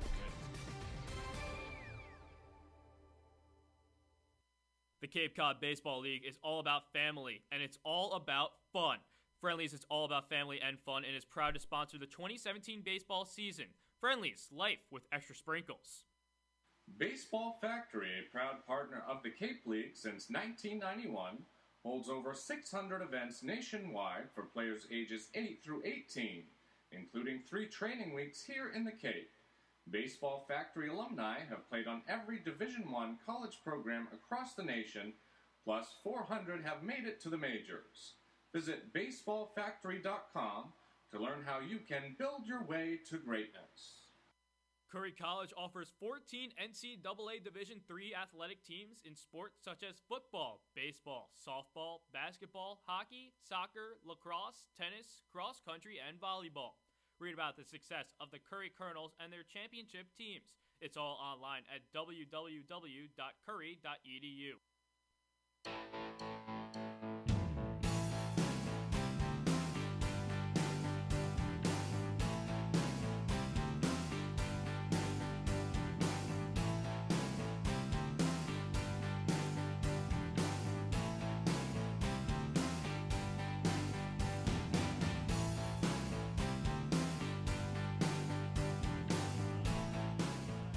Bottom of 5. Bottom of 6, rather. And Chris Bubich is still on the mound, the Stanford Cardinal. He's out here for the YD Red Sox this summer. He's pitched pretty well, but only Jake Anchia has gotten to him. A 2-run home run back in the 4th inning. So Tanner Dodson, he'll bat now for the Wareham Gatemen. He's 0 for 2 today, a strikeout and a strikeout looking. Bubich for his 6th inning of work. He'll deal to Dodson outside. Called ball 1. On deck, Kyle Kasser, who's 0 for 2 today. Ground ball, double play, and a strikeout. And Tristan Pompey, who's also 0 for 2. Tanner Dodson might be 0 for 3 here. He pops this one to Christian Koss, and he makes the catch for the first out of the inning.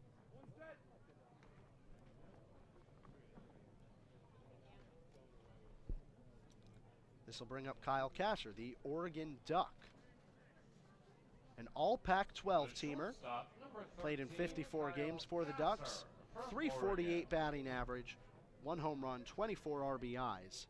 Really an improvement on his first 2 seasons with the Ducks, where he hit 208 as a freshman, 266 as a sophomore, bringing that batting average up about 80 points, and that's exactly what college game and progressing as a player is all about.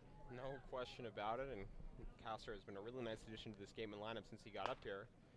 He bloops this one, going back towards the shortstop, and Kaiser retires Kasser for the 2nd time today. On the Kasser note, I was talking to him when he first got here, and I was asking about his recruitment process, and he said he had no offers in the 2nd semester of his senior year and just sent a couple emails out to a couple of colleges, and he got one back from the Oregon coach, and the next day the UCLA coach called him, the next day the Arizona coach called him, and all of a sudden in his last month of senior year, he had a choice to choose from and chose the Ducks. It looks like we're going to get a mound conference right here, and it's going to be a pitching change for the YD Red Sox. Chris Bubich's day is done. We'll take a short break on the Gatemen Baseball Network. We'll be right back.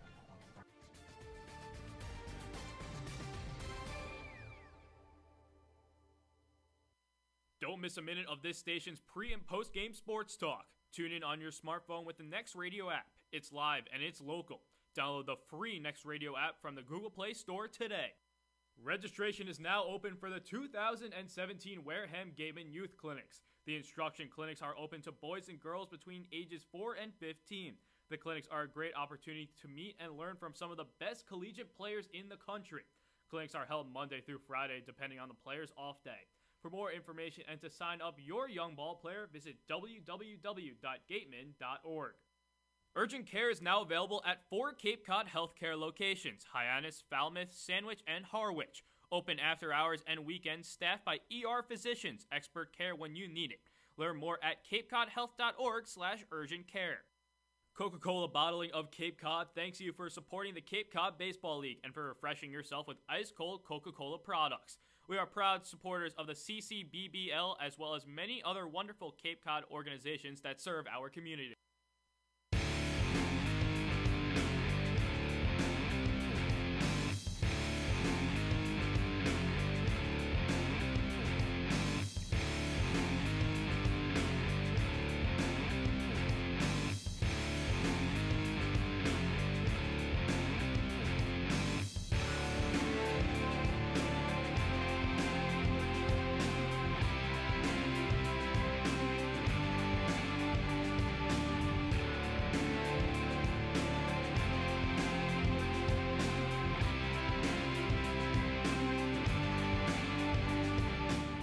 The new pitcher for the Yarmouth Dennis Red Sox is Tanner Graham.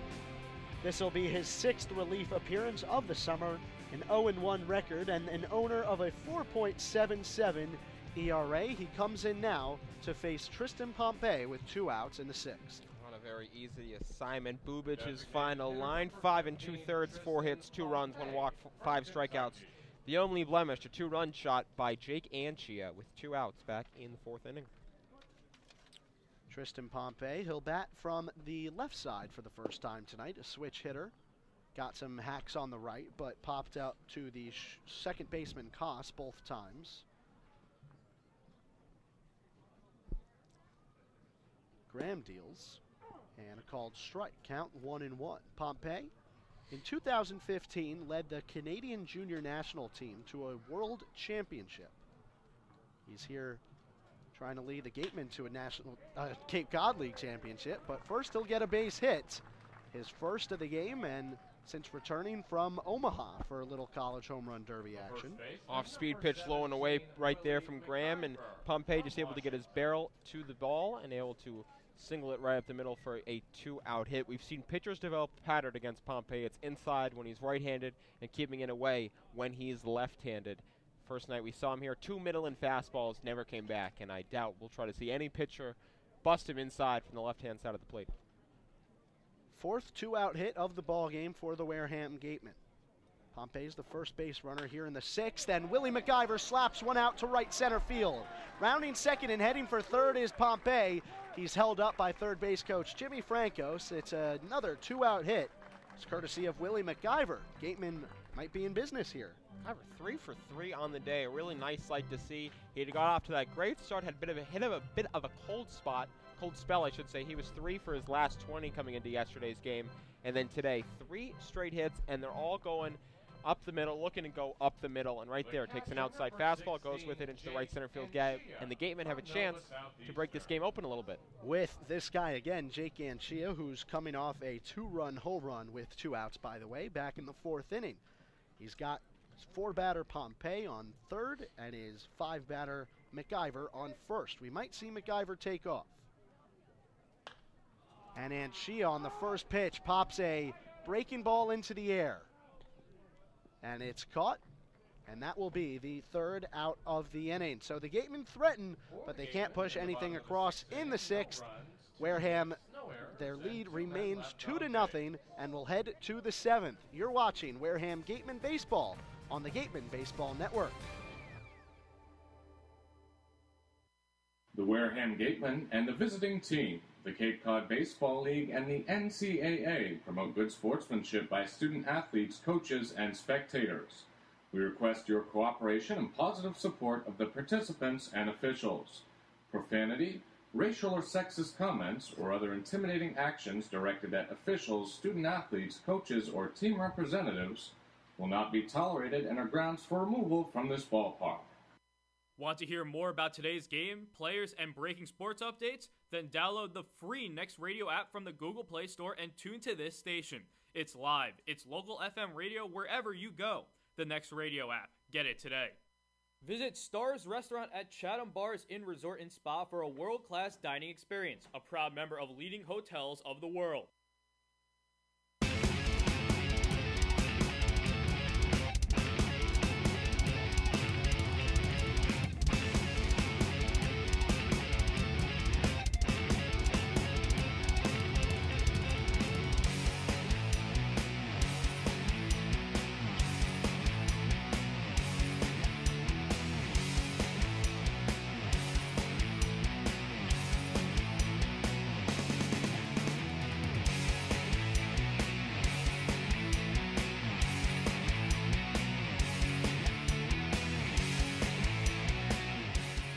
We're back on the Gatemen Baseball Network. Thank you for watching tonight. We're in the top of the 7th in a very quickly moving game.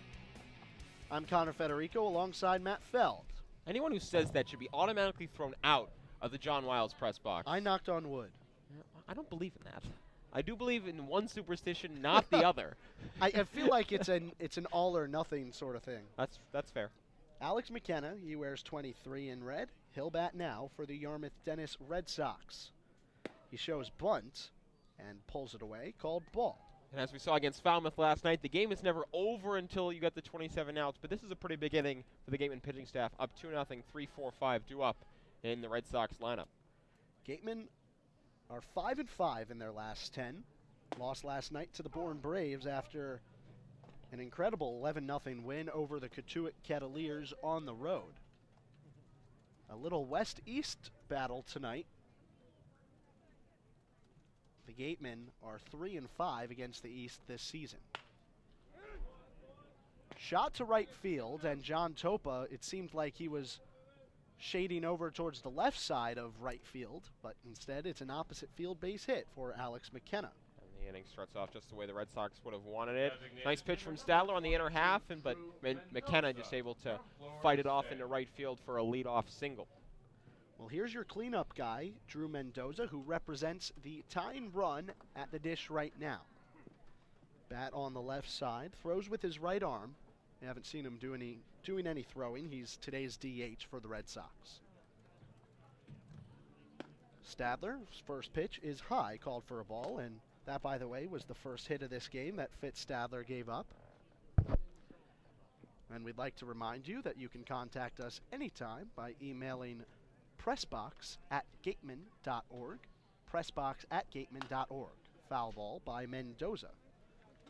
Stadler doing a good job getting ahead in the count. Goes 1-2. Nobody out here and a runner on first base. Count 1-1, I apologize. Little trip around the Cape League. Katuitt leads Hyannis 11-3 in the top of the 7th. Harwich on top of Chatham 7-2 in the top of the 6th. Orleans leads Brewster 5-1 in the bottom of the 5th, and Falmouth on top of Bourne 2-1 in the bottom of the 3rd. Ground ball short to McIver. He throws on to shortstop and Kasser on to first again, not in time. Stadler was covering the bag. So almost a 3-6-1 double play for the Gatemen, but just a fielder's choice. I think McIver's a bit of an experienced costume right there, allowed the ball to play him a little bit instead of going to attack it on the high grass, and that might have cost the Gatemen a double play, but nice job by McIver. Sets his feet, makes a good throw to Kasser at second base to make sure that the Gatemen get the lead runner and the first out of this inning. Gatemen have already turned 2 double plays in this game. Both of those started with Jaron Duran.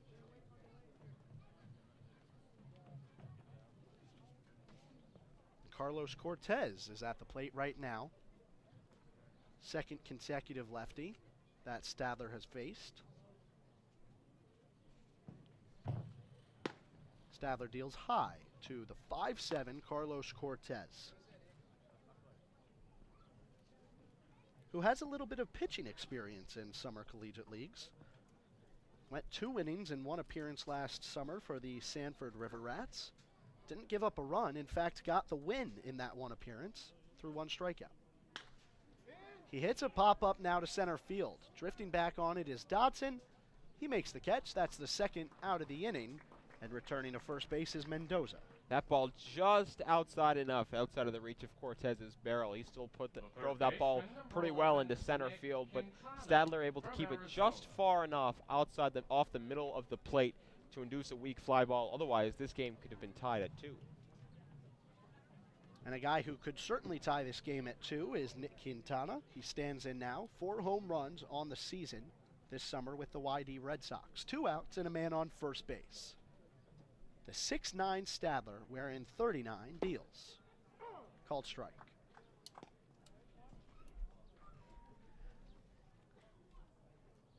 As a reminder to follow the Gatemen on social media anytime for up to the minute 24/7 Wareham Gatemen details. Snapback throw to first by Anchia, just not in time. McIver telling Anchia, good job. He just wasn't exactly ready for it. Wasn't ready for it, and also kind of threw it to the wrong side of the base. McIver had to use his backhand instead of his left side, and that prevented any types of chance to get Mendoza at first base. But nice job, as you said, by Anchia, just to keep the runner in check over there at first base with 2 men down. Stadler out of the stretch. Anchia thought about it, but just didn't have a good grip on the ball. Yeah, Mendoza certainly roaming over there at first base. We've seen these Gatemen catchers, most notably Willie McIver, gun down anybody that gets a little too much space over there.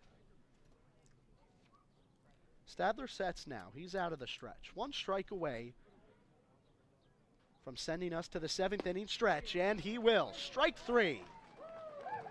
Second strikeout today for Fitz Stadler, and it ends the top of the 7th, brought to you by the law offices of Lang, Exaforest, and Buller. We are off to the 7th inning stretch, presented by Eastern Propane and Oil, proud sponsor of the Wareham Gatemen with locations on and off the Cape. More Gatemen baseball after the break on the Gatemen Baseball Network. Earn a bachelor's or master's degree, complete a certificate, or take a single course through the Division of Continuing Education and Graduate Studies at Curry College. Classes run days, evenings, and weekends in Milton and Plymouth. To learn more about programs in business, criminal justice, education, nursing, and more, visit curry.edu. The Wareham Gatemen would like to thank Franklin Sports for their sponsorship of the Cape Cod Baseball League. Franklin is yet again proud to be the official batting glove of the Cape Cod Baseball League. Throughout the summer, all 10 Cape League teams are wearing their own custom team batting gloves, courtesy of Franklin Sports. To order your favorite team's design or to create your own, visit franklinsports.com/custom. Enter code CCBL20 for 20% off your purchase. From Cape Cod to the major leagues, only the best hitters in baseball wear Franklin gloves.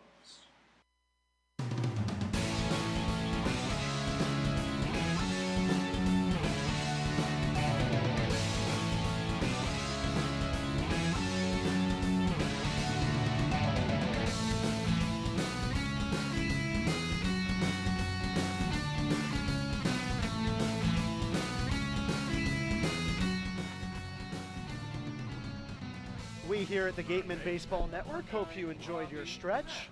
I certainly did. It's the bottom of the 7th inning, and the Gatemen hold a 2-0 lead, and the only runs that have been scored in this game are courtesy of Willie McIver and Jake Anchia on a 2-run homer. Robbie Metz steps in now for the Gatemen, and the George Washington product is 0 for 2 today, but hitting above 300 on the season. They'll face Tanner Graham for the first time tonight, back for his 2nd inning of work. He came in back in the 6th. He had 2 outs and nobody on, but gave up base hits to Tristan Pompey and Willie McIver. Eventually got Jake Anchia to pop out. Robbie Metz will take a called strike. Brett Canine was scheduled to pitch yesterday. Just the way the game unfolded, he did not. So would not be surprised if we saw him for at least 1, but maybe even 2 innings tonight as the Gatemen try to slam the door on this game. He's known for those 2-inning saves at Cal State Fullerton. Another called strike to Metz, where he was absolutely fantastic for the Baseball Titans this year, doing unreal stuff as a sophomore. A great mustache, which is shaved. Franklin German warming up in the bullpen. 2-strike pitch to Metz is fouled off. You can keep that foul ball courtesy of attorney Glenn Hannington and his daughter Tevin. On deck, Jaron Duran and John Topa, who are both 0 for 2 today. In fact, Robbie Metz is too. So the 7, 8, 9 guys in this order have yet to produce for the Gatemen. Robbie Metz, ground ball to the shortstop, Kaiser. On a first in time to beat the speedy Metz, and that'll be the first out of the inning. Second baseman, number 10, Jaron Duran. We really do have great interns here, Connor Federico. Let me just tell you something. Well, I mean, we are interns as well. We are. We're in a different branch of interns, however. Our own little clan. That's a good way to describe it. A cul-de-sac, if you will. I'm pretty sure that's something at the end of a street. Jaron Duran takes a ball inside, and Matt, you just had is that a cold brew iced coffee? We do have some iced coffee delivered to us. I had one right before the game. What do you mean us? That's yours. I didn't get one. That's fair. Ground ball to Duran. Takes a funny hop to Koss, but he retires Duran for the 2nd out of the inning. So 2 ground balls. And John Topol bat with 2 outs. Hunter Parsons in the bullpen for the Yarmouth Dennis Red Sox. From UConn. If he comes in, it would be his 5th relief appearance on the season. I had a coffee before the game. I might be a little jumpy afterwards. Uh-oh. That happened to me earlier this year. Called strike from John Topa. Someone just won the 50-50 raffle or something. Some excitement with our crowd mic. Topa takes a ball down low, and it skips over the glove of Cooper Johnson. Both of these catchers tonight doing great defensive work. Haven't seen any wild pitches or pass balls, as we have in many a game with the Gatemen this summer. Topa bloops this one into left field. Coming on and letting it drop is the left fielder Cortez. It's a base hit with 2 outs for John Topa. That ball was just simply misplayed by Cortez. Took a step back when the ball first came off the bat of John Topa, and it totally cost him because he's unable to recover in time, and Topa able to reach on a base hit. So this turns the lineup over, and it gives the Gatemen an opportunity to add on to their 2-0 lead with Stephen Kwan. You can see on your screen right now how the shadows are affecting this baseball game here at Clem Spillane Field, and Cortez right now in left, he's standing in the middle of a shadow cast by a light post. Wonder if that affected him at all, but either way, Topa's on, and Stephen Kwan is up. 1 for 2 today, stolen base and a walk. Topa has the speed. Looks like a pitch out of sorts by Graham, but it's called for a ball no matter what. A little poll update. Go see a baseball game in the lead at 43%. Go to a barbecue trailing at 29%. Watch fireworks. Go to the beach at 14% apiece. Another ball taken by Kwan. Very small strike zone. A lot of people on Twitter maybe wishing they were here tonight at Spillane Field for a beautiful Sunday evening of baseball. It's USA night here at the ballpark.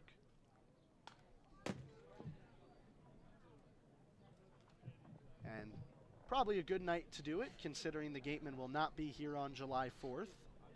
They will be at Bourne, but Bourne will be back here on the 5th. The Gatemen do have one more home game, and that's tomorrow against Cotuit. Last year, Bourne and the Gatemen played on the 3rd and 4th. This year, the 4th and 5th, but they always play each other on the 4th. We'll be expecting plenty of traffic. Ball runs inside, and it gets by Kwan's legs. Rounding second and deciding to hold up is John Topa. Johnson initially misplayed it. Maybe he thought it hit Stephen Kwan. There's our first wild pitch of the day. Oh. The announcer's jinx. It's real. But not all the time. Stephen Kwan facing Tanner Graham. Runner in scoring position. And the lefty takes a called strike 2. So now we've got 3-2 and 2 outs. Kwan getting a little support from the Gatemen fans here in his very first game in the Cape Cod Baseball League. About 3 weeks into the season now. This is the 18th game of the year for both of these teams. Kwan slaps this one into right field. Rounding third and heading for home is John Topa. The throw from McKenna gets past the catcher, Johnson. It's a 2-out RBI single for Stephen Kwan, who takes second on the play. The Gatemen lead 3-0. Really nice throw from McKenna there. Just takes that in-between hop on Johnson. If it didn't take that hop, there's a good chance that Topa would have been out at home plate. Like I said, a really nice throw on the run from McKenna, but it does take that in-between hop, goes over the head of Johnson, and the Gatemen get a huge insurance run to take a 3-0 lead.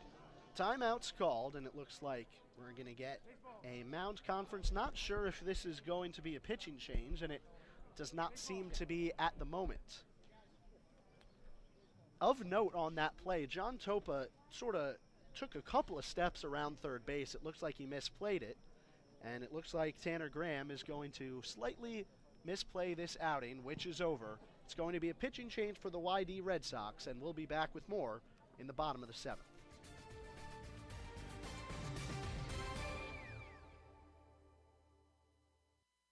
It's back. The 2017 Friendlies Cape League All-Star Game will be played at Spillane Field, home of the Wareham Gatemen. Mark the date on your calendar, Saturday, July 22nd. Game time is 6 p.m., but the gates open at 2 p.m. One highlight will be the home run hitting contest. There will also be an autograph session and a large merchandise village with items from many of the teams. Be sure to buy your tickets now right here at the merchandise stand. Tickets are just $5, and part of the proceeds will support our Wareham Gatemen. Visit Stars Restaurant at Chatham Bars Inn Resort and Spa for a world-class dining experience, a proud member of leading hotels of the world. What's donated here stays here. All the blood that is donated to Cape Cod Healthcare stays on Cape Cod to help the lives of your friends, family, and neighbors. Learn more about donating blood, platelets, or hosting a blood drive at capecodhealth.org/bloodcenter. Did you know that Baseball Factory has partnered with the Cape League for the past 17 seasons? Baseball Factory is your resource for top-notch baseball training. With over 600 events nationwide for players age 8 to 18 and over 100,000 college success stories, you too can build your way to greatness with Baseball Factory. Visit baseballfactory.com to learn more. Registration is now open for the 2017 Wareham Gatemen High School Clinics. These programs are run by the Gatemen coaching staff with a focus on exposing high school area players to the college game. To sign up for either the hitting, pitching, or catching camps, visit www.gatemen.org for more information. Coca-Cola Bottling of Cape Cod thanks you for supporting the Cape Cod Baseball League and for refreshing yourself with ice-cold Coca-Cola products. Coca-Cola Bottling Company of Cape Cod employs more than 50 full-time employees and more than 25 seasonal. Every year, more than 15 college students get great experience and support their education by working at Coca-Cola Bottling of Cape Cod. Reward yourself. Have a Coke.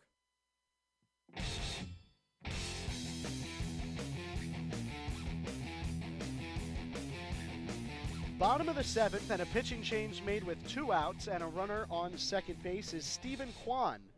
He just had an RBI single, but advances to second on a throwing error by Alex McKenna in right field. So, Tanner Graham's day is done. In 1 inning pitched, he gives up the same amount of hits as Chris Bubich did in 5 2/3 innings.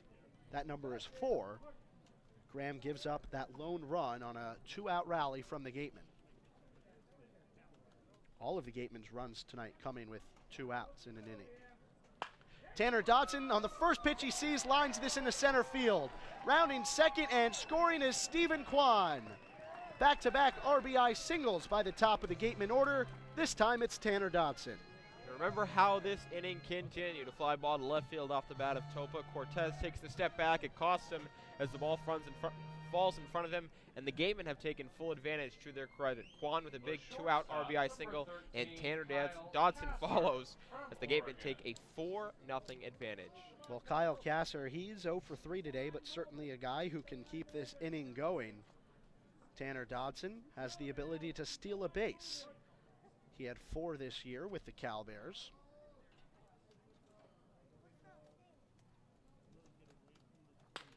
Ground ball by Kasser. It's to the second baseman, Koss. He thinks about going 2, but just gets the out at first base. And that will be the 3rd of the inning. 2 more runs here in the bottom of the 7th for the Wareham Gatemen. It's 4-0 Wareham. You're watching Gatemen Baseball on the Gatemen Baseball Network.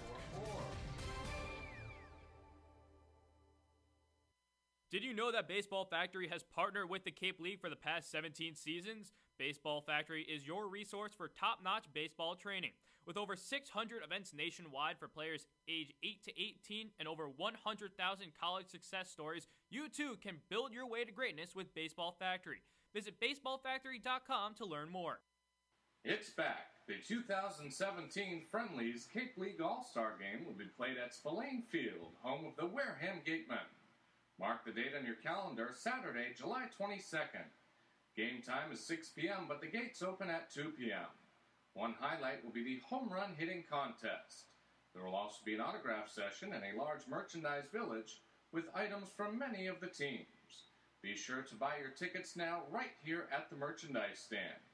Tickets are just $5, and part of the proceeds will support our Wareham Gatemen.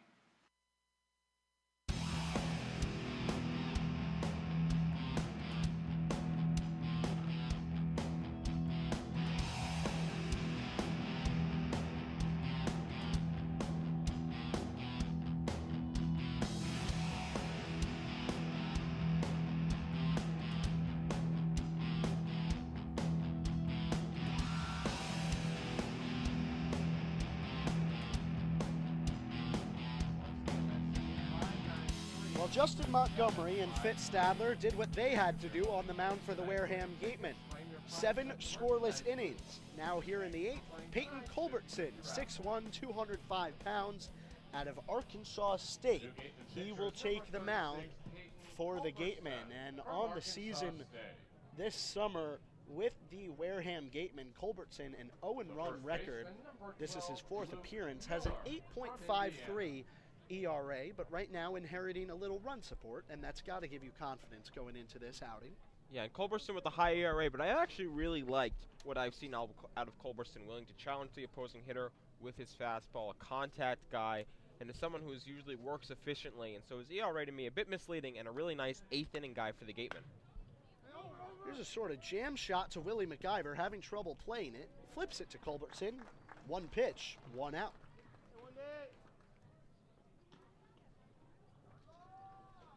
Final line on Stadler.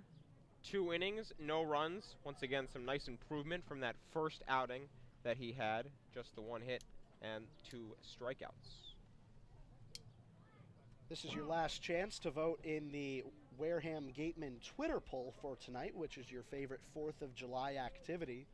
Right now, going to a baseball game has a big lead, but there are other options, such as going to the beach or watching fireworks or going to a barbecue. Heck, you could maybe do all 4, but you only get 1 vote in the Twitter poll, and this will be the last half inning to do so before we shut it down.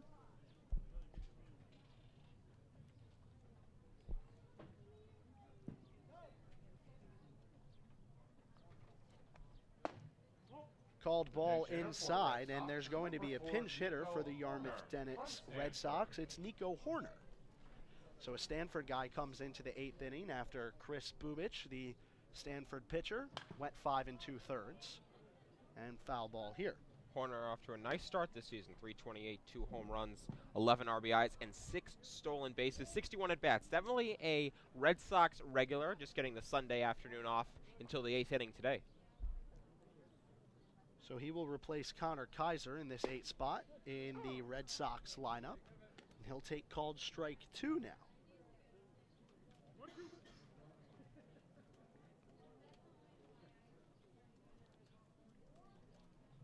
Culbertson deals, and he gets a ground ball to Duran. Backhands it, fires to first, 2nd out of the inning. And the relief pitcher retires the pinch hitter.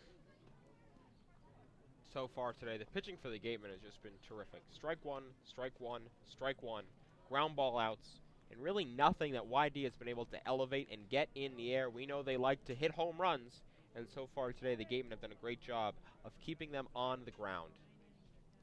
That was definitely the game plan for the accurate right-hander, Justin Montgomery, and there'll be another pinch hitter, Alfonso Rivas. Stands in from the University of Arizona. YD definitely unloading the bench right now. Maybe sensing an opportunity. This could be their last great shot. As a result, turning to the bench. Well, Rivas becomes the 9-hitter now, and on deck, if he can't get on for the top of the 9th, it'll be the top of the order in Isbell, Koss, and McKenna.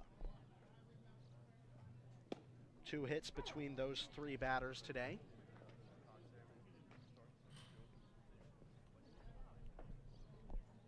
Gatemen pitchers have only had to face 3 more than the minimum. Really nice day by them so far. They have a 4-0 lead. Culbertson deals outside.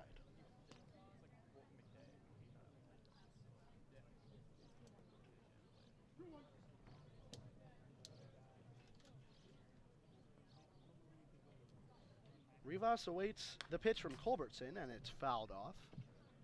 So now we've got a 2-2 count with 2 outs and nobody on in a 4-0 game. Connor Federico and Matt Feld here with you tonight. This beautiful evening for Wareham Gatemen Baseball that started an hour earlier than normal. 2-2, strike 3.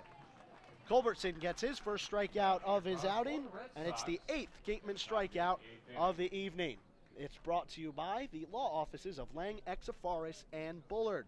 We'll go to the bottom of the 8th and see if the Gatemen can put on any more insurance runs. Let's try to close out this one on the Gatemen Baseball Network. Registration is now open for the 2017 Wareham Gatemen High School Clinics. These programs are run by the Gatemen coaching staff with a focus on exposing high school area players to the college game. To sign up for either the hitting, pitching, or catching camps, visit www.gatemen.org for more information. The 99 Restaurants has 9 real-size entrees for only $9.99. They're big, hearty portions you can count on all day, every day, like their hand-breaded crispy fish tacos with cilantro lime rice. The 99 Restaurants, proud sponsor of the Cape Cod Baseball League. All-Star Game weekend starts with a celebrity softball game on July 21st at McKeon Park in Hyannis. Come watch Jason Varitek, Bill Lee, Nancy Carrigan, Scott Zolak, and other celebrities play ball in support of the Cape Cod Baseball League and Spalding Rehabilitation Hospital of Cape Cod. Gates open at 4 p.m. For more information and to buy tickets, go to allstarcapecod.org. That's allstarcapecod.org.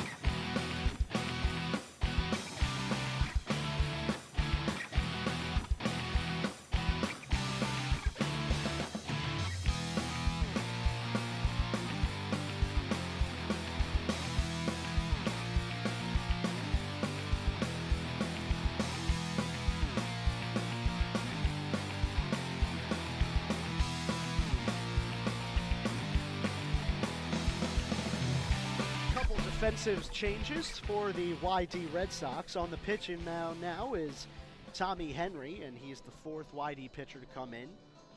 The former second baseman, Christian Koss, moves over to shortstop.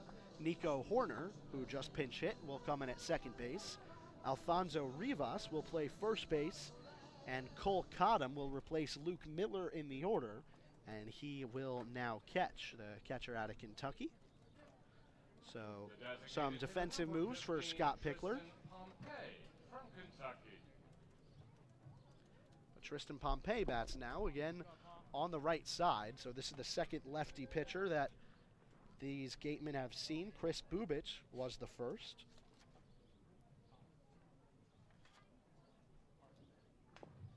Pitch to Pompey, fouled off.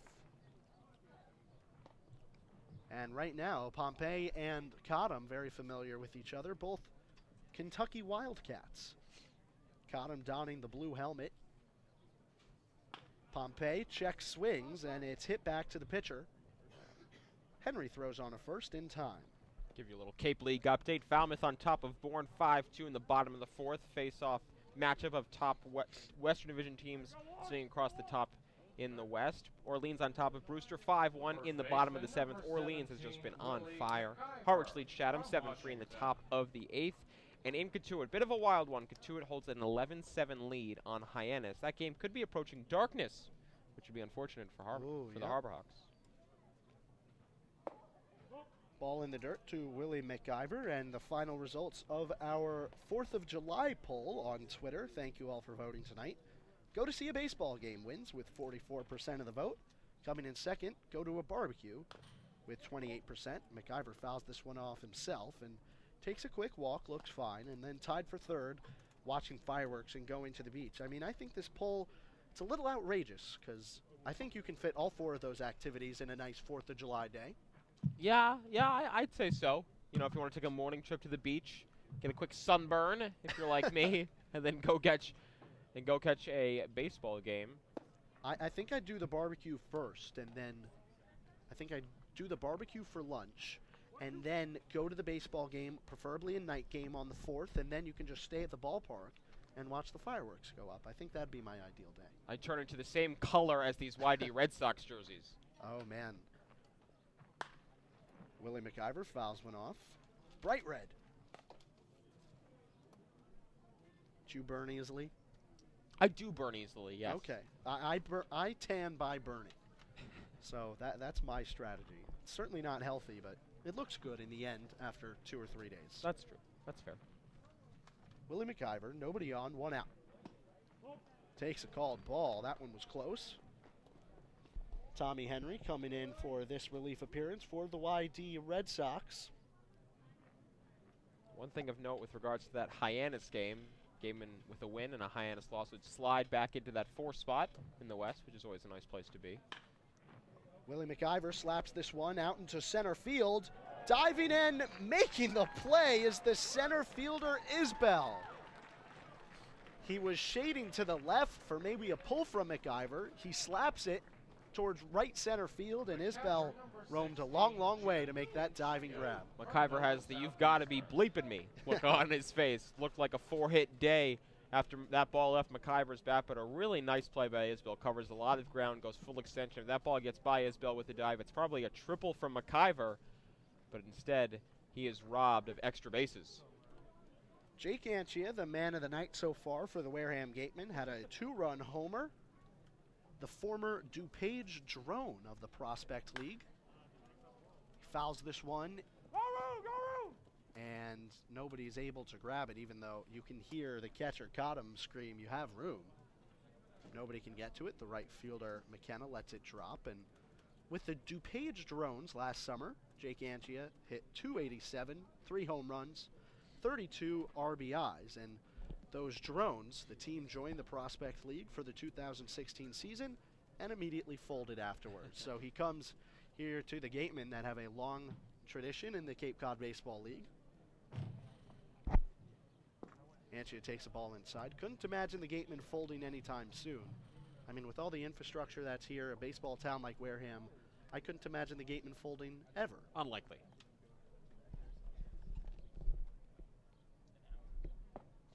Ball down in the dirt. Good breaking ball from Henry. Get a check swing appeal. First base umpire James Dion rules that he did not go. Not an incredibly busy night for the field umpires. I don't think I've seen Rick Emerson make a call yet. Anchia, another check swing, and James Dion rules again that he does not go. It's not even an attempted swing. I'm a little surprised to see a check down at first base. Well, we've seen similar calls go the opposite of the Gatemen's way. And another ball in the dirt. Jake Anchia works a 2-out walk. Good job by him using his eyes instead of his bat this time. And it'll bring up Robbie Metz. The third baseman, number 9, Robbie. George Washington this year, an All-Atlantic 10 second-teamer. 339, 32 RBIs, 13 stolen bases. Also does plenty of pitching for the Colonials, 24 strikeouts, 5.02 ERA.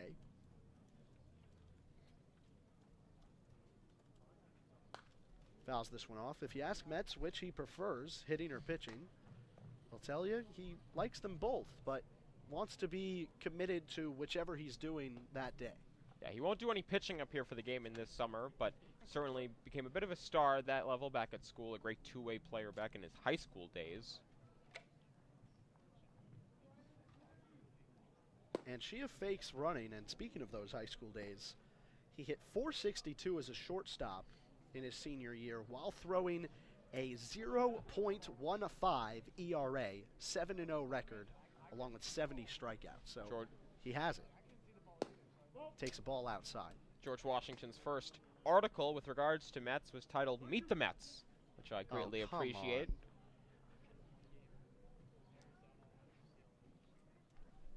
Mets has a 1-2 here from the lefty Henry. And Shia goes. Called ball, and Shia is going to slide into second safely and take off for third. It's picked up by the center fielder Isbell, who throws it on in. Jake Anchia, and I believe that is his first stolen base of the season, and I'm right. It was a stolen base right there. The Gatemen have been very aggressive with 2 outs, trying to get runners in scoring position, as they have been all season long right there. And Shia going on the pitch probably would have been out. The good throw by Johnson, but you force the issue. You make the other team make a perfect play. Right there, the YD Red Sox unable to do so, and then Anchia advances to third on the E2. Chance for the Gatemen to get a extra insurance run. 2 balls, 2 strikes, 2 outs. Gatemen, Robbie Metz fouls it off. Nice night so far for the Gatemen. Shadows casting on most of Spillane Field now. just about 7:35 on the East Coast.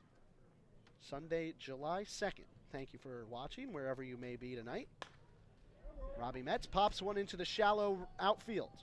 Coming on and making the play is McKenna, and that will do it for the bottom of the 8th. So the Gatemen fail to get any insurance runs, but they'll be looking to close it out in the top of the 9th. They hold a 4-0 lead. You're watching Wareham Gatemen Baseball on the Gatemen Baseball Network. Baseball Factory, which has proudly supported the Cape Cod League for 17 seasons, conducts baseball training, tournaments, and showcases at over 600 events nationwide, providing players with world-class instruction. The Baseball Factory program leads to future success both on and off the field for players aged 8 to 18. Learn more at baseballfactory.com. Cape Cod Healthcare is the leading provider of healthcare services for residents and visitors of Cape Cod, with 2 acute care hospitals and more than 450 physicians. For more information, please visit capecodhealth.org. Cape Cod Healthcare. Expert physicians, quality hospitals, superior care. Visit Stars Restaurant at Chatham Bars Inn Resort and Spa for a world-class dining experience, a proud member of leading hotels of the world.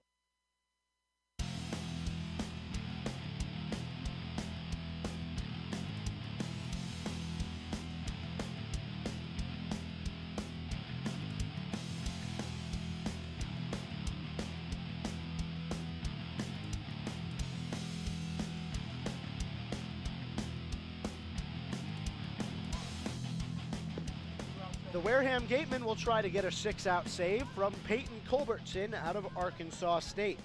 He'll have to go through the top of the Yarmouth-Dennis Red Sox lineup in Kyle Isbell, Christian Koss, and Alex McKenna here in the top of the 9th. The Gatemen pitchers have been fantastic all night. 8 scoreless innings by Justin Montgomery, Fitz Stadler, and Peyton Culbertson. 5 for Montgomery, 2 for Stadler, 1 for Culbertson. And Kyle Isbell will bat now. He is 0 for 3 today, batting on the left side. Takes a ball on the outside. Isbell, last year with the UNLV Rebels, Louisville Slugger freshman All-American, and Mountain West co-Rookie of the Year, in addition to making the All-Mountain West second team. Grounds this one, just foul along the first base line. That outstanding freshman season just a spring ago, he bat .319, 1 home run, 28 RBIs, had 7 stolen bases. And this sophomore year, Isbell really traded that batting average for power. He downgraded from .319 to .290, but upgraded a home run to 6 home runs. Bats in the leadoff spot, and he fouls this one off. So the count will go to 1-2. Culbertson went 3 up, 3 down. Back in the 8th inning.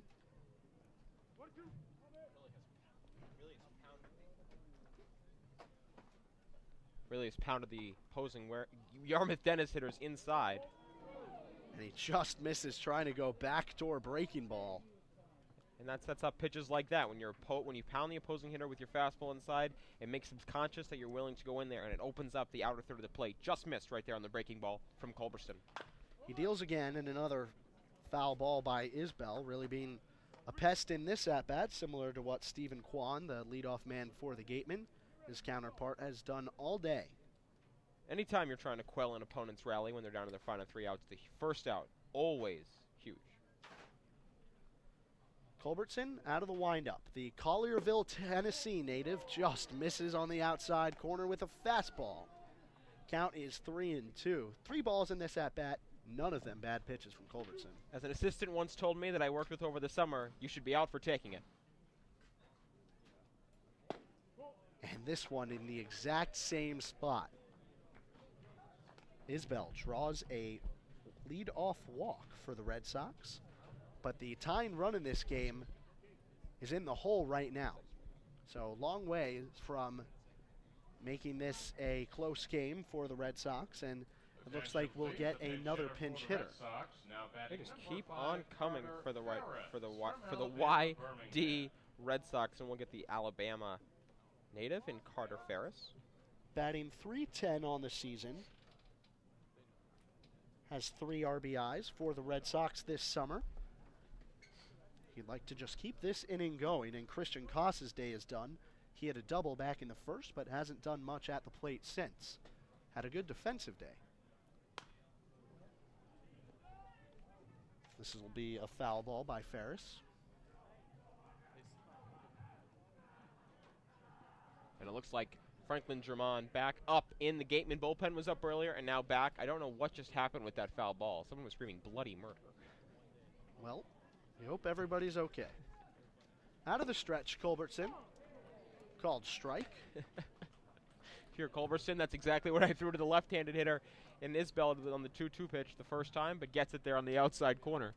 And it's now 0-2. Culbertson looking to retire Ferris on the 0-2. Instead, a foul ball, and Ferris might be starting to do what Isbell just did. Keep fouling off 0-2 pitch, or 2 strike pitches, rather.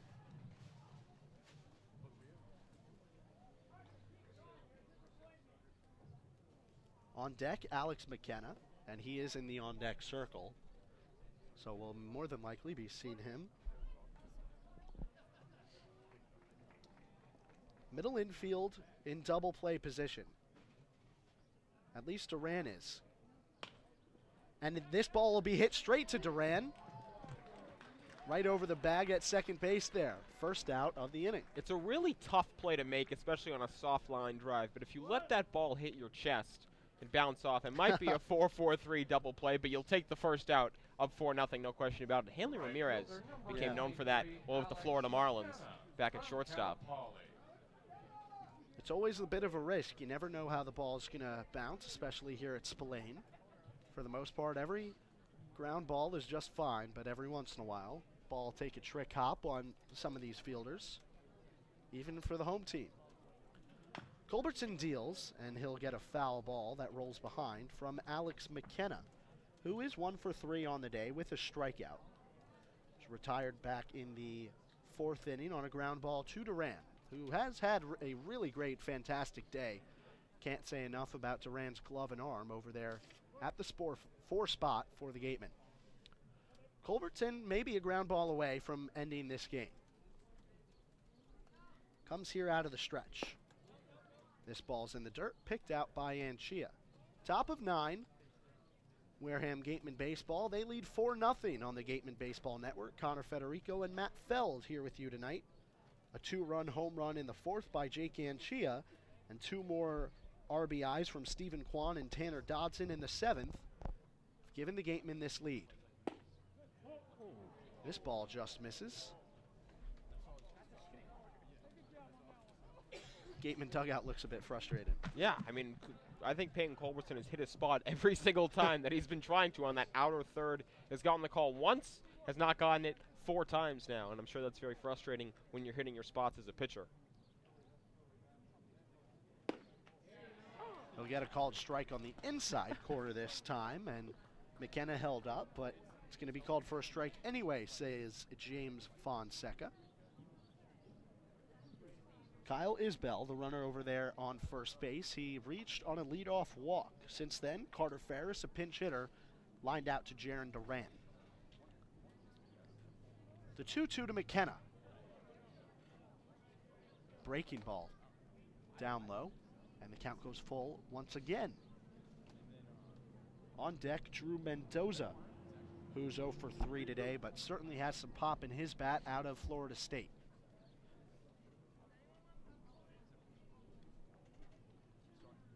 McKenna, the Cal Poly Mustang, waits. Runner goes, foul ball. Isbell will return back to first base. Ball bounces right back to Anchia. A little surprised to see the runner going down 4-0. Yeah. You know, you run the threat of a strike him out, throw him out, double play to end the game with the heart of the order coming up. But the YD Red Sox electing to force the issue here in the top of the 9th inning. I've mentioned the Walla Walla Sweets twice in this broadcast, and I'll do it for a 3rd time. Back in 2015, Alex McKenna played with Willie McIver in Walla Walla of the West Coast League. Played in 23 games, had a .242 batting average. McIver's over at first right now, guarding the bag, seeing if Isbell will run. He won't. Ground ball to the left side, picked up by Metz. thrown to Duran. On to first, not in time. The game will continue. But it's the second out of the inning, and with Drew Mendoza, the cleanup man, up here for YD, he represents possibly the last out in this ball game, but Culbertson's got to go through one of YD's most dangerous hitters. All you're looking for up 4-0 is to get an out any way possible. Robbie Metz does that, takes his time, throws to Duran to get the lead runner for the second out. Would have been nice to get the double play to end the game, but the Gatemen more than fine to get just that second out of the inning. Formerly rated the #1 shortstop in the country coming out of high school by Perfect Game, it's Drew Mendoza from Mineola, Florida. On first base, it's Alex McKenna, who just grounded into a fielder's choice. Gatemen, an out from victory. Culbertson deals, and Mendoza swings at this first pitch and fouls it away.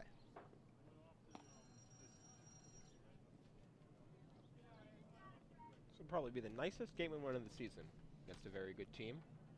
Well, let's see if it holds up this way. We've thought that with 2 outs and 2 strikes before. It is not over until the Fat Lady sings here at Spillane. Culbertson, swing and a miss from Mendoza.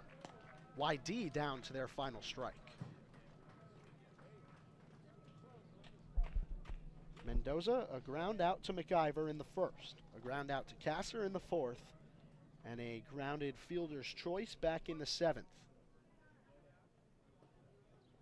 Peyton Culbertson, a strike away from victory. He deals out of the stretch, called strike 3 on the outside corner. And the Wareham Gatemen are winners 4-0 over the 3-time defending champion YD Red Sox here at Spillane. That strikeout brought to you by the law offices of Lang, Exafaris, and Bullard for the 9th time tonight. Great performance by these Gatemen pitchers. It really was. Probably the best game the Gatemen staff has thrown this season. A total complete effort. Start with Justin Montgomery, turns to the middle relievers in Fitz Stadler, and then finished off by Peyton Culbertson. All around a really solid performance by the Gatemen pitching staff, and it was all because they simply made the YD Red Sox beat them, put the ball in play, and they induced plenty of ground ball outs and got this victory. 3 hits given up in 9 innings. 4 runs by the Gatemen in this game, and it was a really impressive night for Jake Anchia. Had a 2-run home run back in the 4th over left field. He's our player of the game tonight. He is our player of the game. He had the clutch hit. The Gatemen needed to get out to an advantage and put the pressure back on the YD Red Sox, especially with the way Montgomery was throwing, and they did just that thanks to Anchia's 2-run blast. Again, Bubic's changeup all day was pretty good, but hung one there, and Anchia took full advantage, depositing it into the left field stands. Yeah, and a really good job by the Gatemen tonight. All 4 runs coming with 2 outs. All four runs coming with 2 outs indeed. And Anchia's 2-run blast, and then the Gatemen get much needed insurance. A 2-out RBI single by Stephen Kwan, the newcomer, and that's followed up by the red-hot Tanner Dodson, who just keeps on raking. A 2-out RBI single by Dodson, and the Gatemen get a much-needed victory after a tough loss yesterday to the Bourne Braves as they continue on this homestand. It's a win for Justin Montgomery. He does really well tonight, and we'd like to thank you for listening to this broadcast of Wareham Gatemen Baseball on the Gatemen Baseball Network. The general manager of the Wareham Gatemen is Andrew Lang. The producer of today's broadcast is Matthew Wieselthayer. Our sideline reporter is Claudia Chikamian. The next broadcast of Wareham Gatemen Baseball will be tomorrow, as the Gatemen finish its 3-game homestand with a matchup against the Cotuit Kettleers. The game starts at 6:30. Our coverage begins on YouTube with the Gatemen Pregame Show at 6 o'clock. For Matt Feld, I'm Connor Federico. Thanks for tuning in to this presentation of Wareham Gatemen Baseball on the Gatemen Baseball Network. Good night.